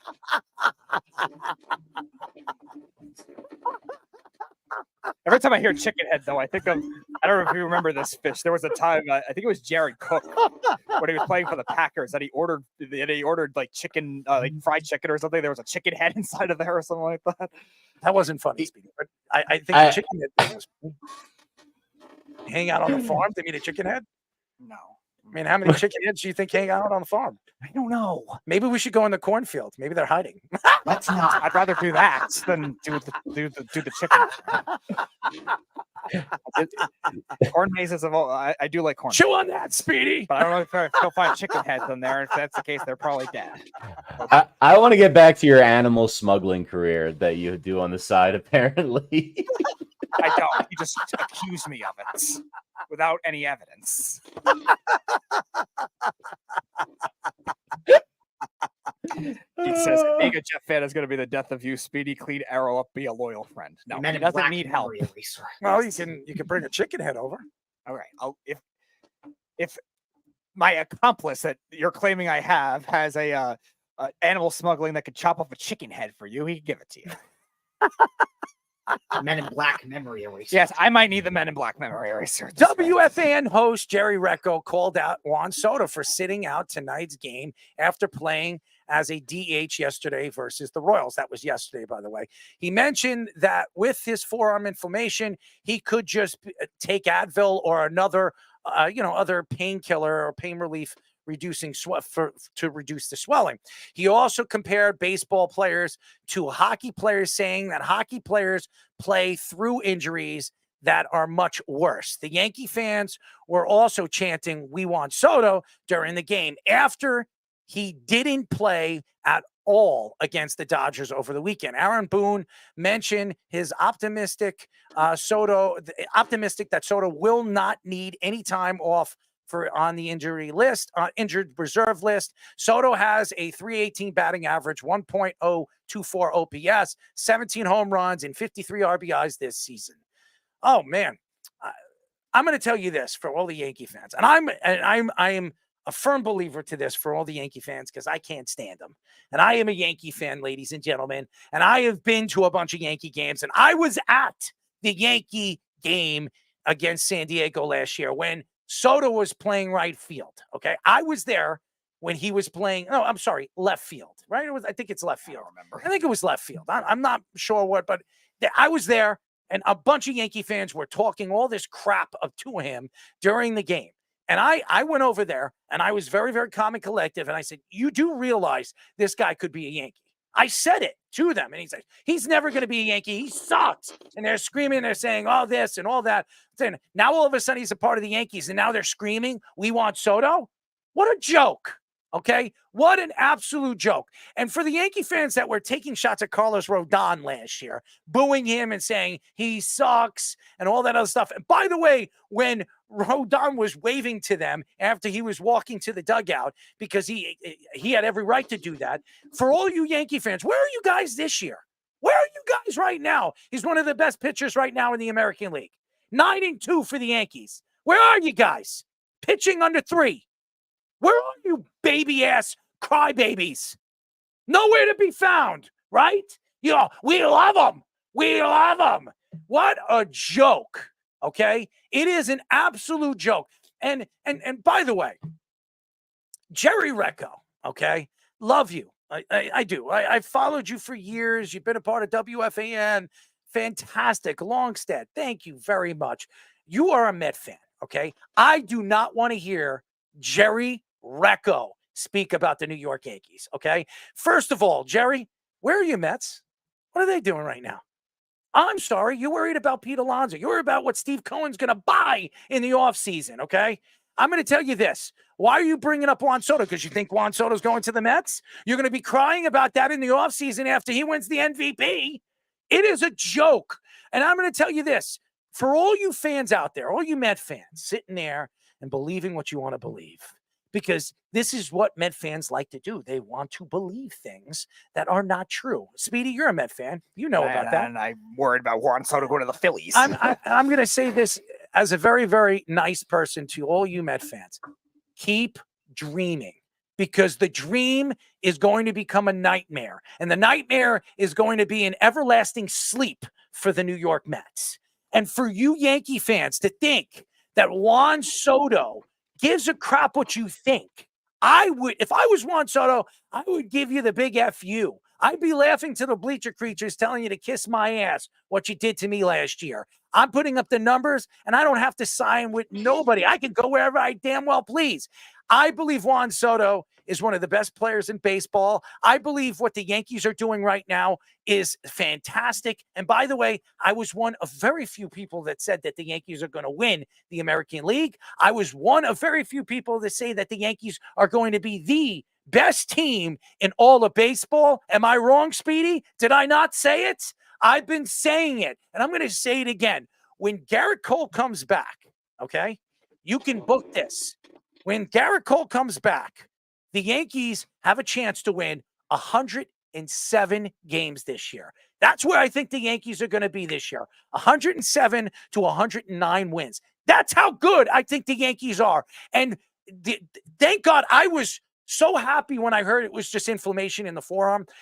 Did it hurt the Yankees that he wasn't in the lineup? Absolutely. Does it hurt the Yankees if the Yankees lose him for the season? Absolutely. They don't have a chance. Juan Soto has changed the lineup. We speak about what Kachuk did for the Florida Panthers. I'm going to say the same about Juan Soto. Juan Soto changes that lineup, changes all the thoughts of where the Yankees are and what the Yankees could be this year. And I'm going to tell you this. When you sit here today and you wonder what all these writers, all these broadcasters, everybody trying to sell what they think, I could give an ass shit. It doesn't even make sense. I could give an ass shit what you think.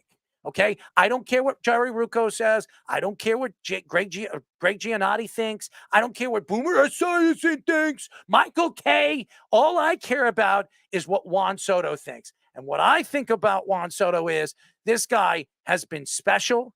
This guy has been a good Samaritan. He's done everything he's been supposed to do here in Yankee Stadium and what he's been doing with the Yankees in a very short time. And that is win. That's what he's all about. Winning. And that's all I'm going to sell here to you, Jerry Recco, all you damn boring Yankee fans booing him or booing this guy or booing that guy. I don't want to hear it. You were booing Aaron Judge in the beginning of the season. Where are you now, guys? Oh, I'm sorry. In the last month and a half, he's been one of the hottest players we've ever seen. He leads the league in every single statistic in the last month. Give me a break. Fake Yankee fans. And that goes to show a lot of different things that these bigger name city fans sometimes can be reactionary. And we've talked about it all the time with the Yankee fans booing Giancarlo Stanton, the Mets fans booing Francisco Lindor at certain points. Like, they're reactionary. That's what they do. And this is another sad truth of another case of an analyst now doing it too. I know Recco is mostly the guy that reads all the scores and stuff like that, but he's an analyst too. Like you said, he's a Met fan. Like, he has his own bias. And yeah, he's right that hockey players are tougher than baseball players, no doubt. But that doesn't mean to discount baseball players. Keith, first of all, I don't know what you're reading, but everybody had Baltimore winning the American League East. Everybody and their mother had Baltimore winning the American League East. Everybody. And for you to say, oh, what are you talking about? Yankee fans love Soto.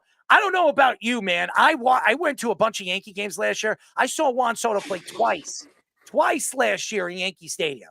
And I heard the Yankee fans, the bleacher creatures, booing him, calling him these disgusting names. I'm not going to say on live radio. So don't give me this crap. I don't care what the odds say. No, I'm talking about Vegas. I don't care what Vegas says. I'm caring about all these Yankee fans. I had a bunch of Yankee fans sitting in the studio on another radio show telling me that the Yankees are a wild card team. And I told you guys, they're not a wild card team. This is the best team in baseball. So sit on it for all you people that thought I was crazy. And Carlos Rodon is going to be up for a Cy Young. It won't be Luis Hill. It will be Carlos Rodon. By the end of the season, we're going to be talking about Carlos Rodon winning the American League Cy Young. And you can sit and eat it and toss the salad, right, Speedy? You like salad? I do. Do you like tossing salad? I don't Do you like tossed salad? I don't really need to. Do you like tossed salad?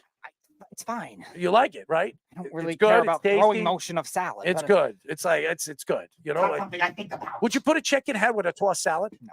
Okay. Well, why not? I'll eat my chicken on my own. Okay, there you No share of poutine pie with the rock. No, that I'm definitely not doing. But getting back to the Yankees, like you also look at the way that injuries have happened in baseball this year. Fish, we were talking about it with the pitchers. Look at the Yankees past. I'll eat my chicken on my own. Look at the Yankees past too, with all the pitching injuries that they've had, where guys like Severino didn't develop too. James Paxton, who they brought in a trade from the Mariners, who was still young at that time, with all those injury issues. And now you're going to blame a guy for not playing a couple games. It's a very long season. And baseball is the hardest sport when you're judging when it comes to data, when it comes to analytics, where multiple players have to matter. And Juan Soto's made the rest of this lineup better, too. It's not like just Juan Soto and Aaron Judge and everybody else. No, this is a deep lineup now. The Yankees actually have lineup depth. They're not relying on their top four to do everything now, and that's because of Soto. They have the best bullpen in baseball. Right. They have the best bullpen in baseball. Last year they did too, and in the second half they fell apart. I want to see what the Yankees do. But you have a healthy Garrett Cole coming back in the second half. You don't have to go out there and look for a pitcher. You really don't. You have a Cy Young winner coming back. I mean, the Yankees are licking their lips because now they can go after a top relief pitcher and laugh all the way to the World Series. Speedy, give me your laugh. That's the Penguin laugh. He says, I'm talking about winning the AL. They were and are still the favorites. And he also picked the Yankees as well, he said. Yeah, well, that's good for him. But everybody else didn't. Everybody else didn't, Keith. I'm not saying that you didn't. I'm not sitting with you, hanging out with you 24 hours a day. I don't know what you were thinking. But I'm going to tell you what I saw and what everybody was saying about the Yankees. Oh, there's flaws in the Yankees. Oh, Juan Soto's a good player, but their pitching staff's going to suck. Really? Marcus Stroman's a horrible pickup. Yeah. Where are the Met fans saying that? Where are the Met fans saying that? Don't they wish they had Marcus Stroman pitching for them? I don't hear them speaking about that. Oh, he stinks. He's not a good team player. Well, he looks pretty damn good. He's 7-0 right now in what a 6th inning, and they haven't even touched him. Okay, I mean, give me a break. It's ridiculous. It's just I am just tired. I'm tired.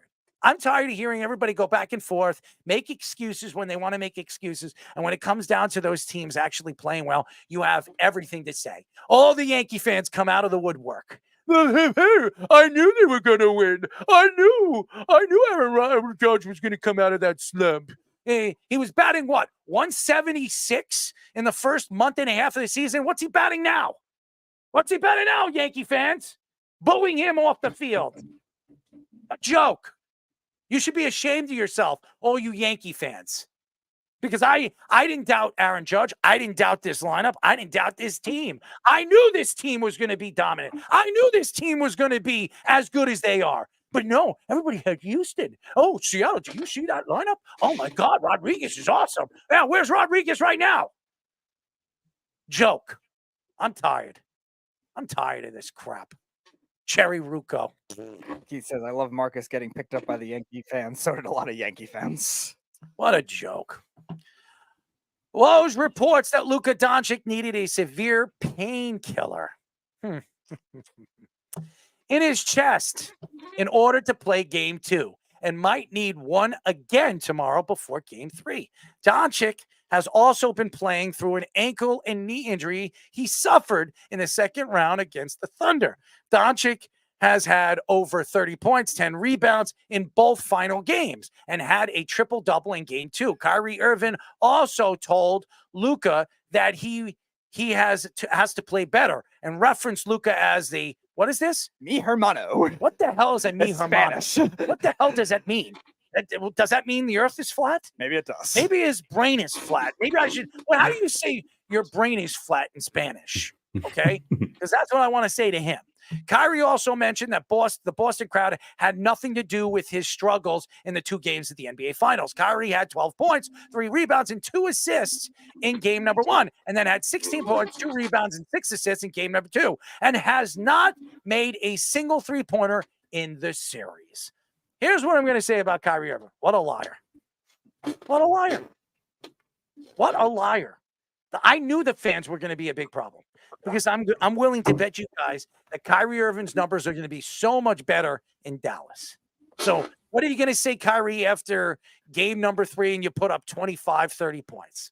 What's the excuse now? What are you going to say now? And that's the problem right now.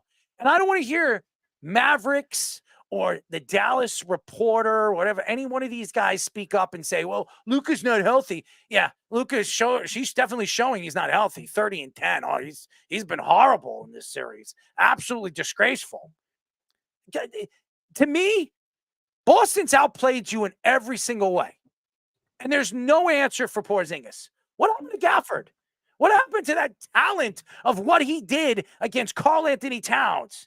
What about that dominance on the boards? Where has that been? Why are the Celtics out rebounding? That's my question for really throughout the playoffs. The strength of what Dallas has done in series after series after series is their rebounding. Why has their rebounding have been completely disappeared in this series? Is it because Luka has a pain in his chest? How about a pain in his ass? Maybe a genie in a friggin' bottle in Porzingis' ass trying to breathe out the fumes. It is a joke. There is no excuse to what this team is. And by the way, Kyrie, you shouldn't be taking shots at your pal Luka. You know why? Because you're doing nothing in this series, and this guy's still putting up 30 and 10. Okay? Why are you bringing up me, hermano? I'm not going to say it. I was about to say it. I'm not going to say it on I think everyone swore at this point. So I think we're already in too deep. I am not going to say it. I'm not going to say it. Speedy, with the chicken heads that you hang out with, I know you eat your own chickens, right? No, I don't. You don't eat your own chickens? I don't have any chickens as much as you want to claim my behavior. It is disturbing. It is disturbing behavior. But hanging out on a farm with the chicken heads. It's not something I'm do. So. I mean, I would love to see chickens in boots, right? What? Chicken heads in boots. Not worth it. I'm actually aroused. How do chicken heads have feet? No, the chicken. A chicken, they wouldn't have feet. I want to see chicken heads with boots. It's evolution. It is evolution. No, It works it's for the me. opposite of Does evolution. it work for you? It's the opposite of evolution. Yeah, well, it is evolution. I'm doing what I can here. Maybe it's evolution according to Kyrie Irving. It does work for me. It is good for both of us. But I mean, you look at this series right now, and there's a lot of questions. And if they can't get over the hump in game number 3, this series is over. I expect Dallas to win game 3. I expect him to show up. I expect Luka to put up the points. I expect him to rebound. I expect this team to wake up. What happened to Washington? I mean, what happened to Gafford in this series? What have we seen from the secondary players in this series? Nothing. And you have to figure out how to expand the game of Kyrie Irving, because Kyrie Irving is the piece that needs to start ticking in this series if they expect to win and come back in this series. I do believe that Kyrie Irving can help this team. I do believe Kyrie Irving is as good as I expect him to be. Now, Stephen A. Smith didn't make it any better for him after what we have seen and what he has said over the last couple of weeks about how good Kyrie Irving has looked in the playoffs. And then saying that and I'm one of those other guys saying he's the only championship player right now in the playoffs, which is a lie because Drew Holiday is a championship player. As we all know, Giannis came out and said he was a big, important part of that piece and that move of Milwaukee and the movement of the Milwaukee Bucks and what they did a couple of years ago in the finals. So what I need to see with Kyrie Irving is I need more pick and roll. I need more free. I need to spread. I need to see more ball handling, dribbling, using his ability to get to the hole and draw fouls. I want to see him get to the line and beat them. by putting them in foul trouble, because that's the only way you're going to beat this team, getting them into foul trouble. Because if this team is going to play with low fouls and they play their game and they're doing what they're doing and spreading their offense, they have no chance in this series. Right. And we've seen the Celtics do well at defending without fouling too. And it's not just on Kyrie Irving too. It's like you said, on a lot of their other secondary players as well. Now, the questions were going to come with whether the Mavericks are going to get the wing shooting anyway. That was probably going to define the series, because the Celtics perimeter defense, like we were talking about earlier, even losing Marcus Smart, is still insane with Jrue Holiday and Derek White and the two wings that they have in their starting lineup. And that kind of thing, Dallas could not take advantage of with just Kyrie Irving and the rest of their wing depth on their own. And that's why I was saying before when we were talking about Porzingis, like they have to be able to attack with the 4s and the 5s to be able to win this series. And even more so when Kyrie Irving is struggling to score like he has. He hasn't hit a single 3 in this series. That is insane. Like you would expect, all right, maybe 2 or 3 times, and a contested 3 eventually goes in. Like we were talking about the Knicks series. Like the Knicks were defending the 3 well, and the Pacers are still hitting contested 3s. This has not happened with Kyrie Irving in this series yet. And he's wrong when he's saying, oh, the Boston crowd's not getting in his head. Of course it got in your head. Like you've been thinking about it the whole time. It's a storyline. It's building up. And NBA players pay attention. Speedy, I want to ask you a question. Oh, boy. Would you let Kyrie Irving do a finger roll on you? Absolutely not. Why not? I'm not letting that flat earth brain, whatever. I mean, a finger roll. What you know what a finger roll is, right? I do, but I'm not letting him do it with my body. Why not? Because I don't care about making that much physical contact with an NBA basketball player. But a finger roll is going to the hole, right? I know. Would you go to the hole? I'm not with my scrawny self trying to defend I know he's a smaller NBA player, but I'm not going to try to defend that. I'll let him do it. So you would let him do a finger roll on you? Yes, it's 2 points. It's 2 points. It's 2 points. You get 2 points on a finger roll? It'd be pretty hard to finger roll on a 3. I mean, you could try to finger roll a 3 and see if it goes in. Maybe Steph Curry could do it. I don't know about who else might be able to finger roll a 3 and try to get. So you want to not me? Finger roll, the term is used on an inside shot. Oh, inside. So you would get inside with Kyrie. Not me. All right. Well, who would? Anyone that's playing against him in this series. How about a chicken head? How about a chicken head? I don't know. You can go tell any player on the Celtics or Brad Stevens to go get a chicken head and experiment with that theory for Game 3 if you want to see that. I doubt they'll come through with that. Maybe Porzingis would, but who knows? Well, that's true. I mean, he might be crazy enough, but would you let him finger not roll? Me. It's not me. Well, but you're special to him. It does. Why would that matter? What do you mean? Why would that matter? Kristaps Porzingis was crazy enough to do a chicken head crap, he would do it on his own. How about a finger roll on you? Let's not. Yeah, it'd be easy, of course. He's like 1.5 feet taller than me. Oh, so you would just Not me. You would just let's say, go ahead, Olay, and you could do a finger roll on me. I wouldn't even be there. I mean, but if you were, you could just do like pretty much the way Kristaps Porzingis could just do a finger roll shot. It would be imagine if there's just no defender there. No, well, so you need a defender to stop a finger roll. How else would you do it with some like? I mean, you. Not me. I'm not talking about me. I'm talking about you. I'm talking about you standing in front of Kristaps Porzingis. You think that's gonna work? I do believe it. I do. I think sound like a frat boy. I do. But what would you do if Kristaps Porzingis did a finger roll on you? I would hope I don't get knocked out. Why? Why not? I mean, what do you think? The finger roll would be too damning for you? And also the other contact that could ensue. What's that? You know the sport of basketball. Figure it out. I mean, seriously. You know the sport of basketball. You can hang out with some chicken heads and then get a finger roll. What? You can get the two are not mutually exclusive. I mean, they are. Sexual scenarios. Well, they are sexual, scenarios. I think they are, right? I have no idea. Ask somebody who knows. Well, you like the finger roll. It's a shot in basketball. Well, it's a shot in every kind of way, man. I mean, might be a shot in the ass. Is Luka Doncic going to need that for Game 3 as well? What, a shot in the ass? I don't know. He's getting shots. Would you give him a shot in the ass? I don't need to do it. They have team professional medical people. Would you smack his ass to get him over the hump? No. Why? Because there's plenty of other fans that would do that in Slap that Dallas ass. already.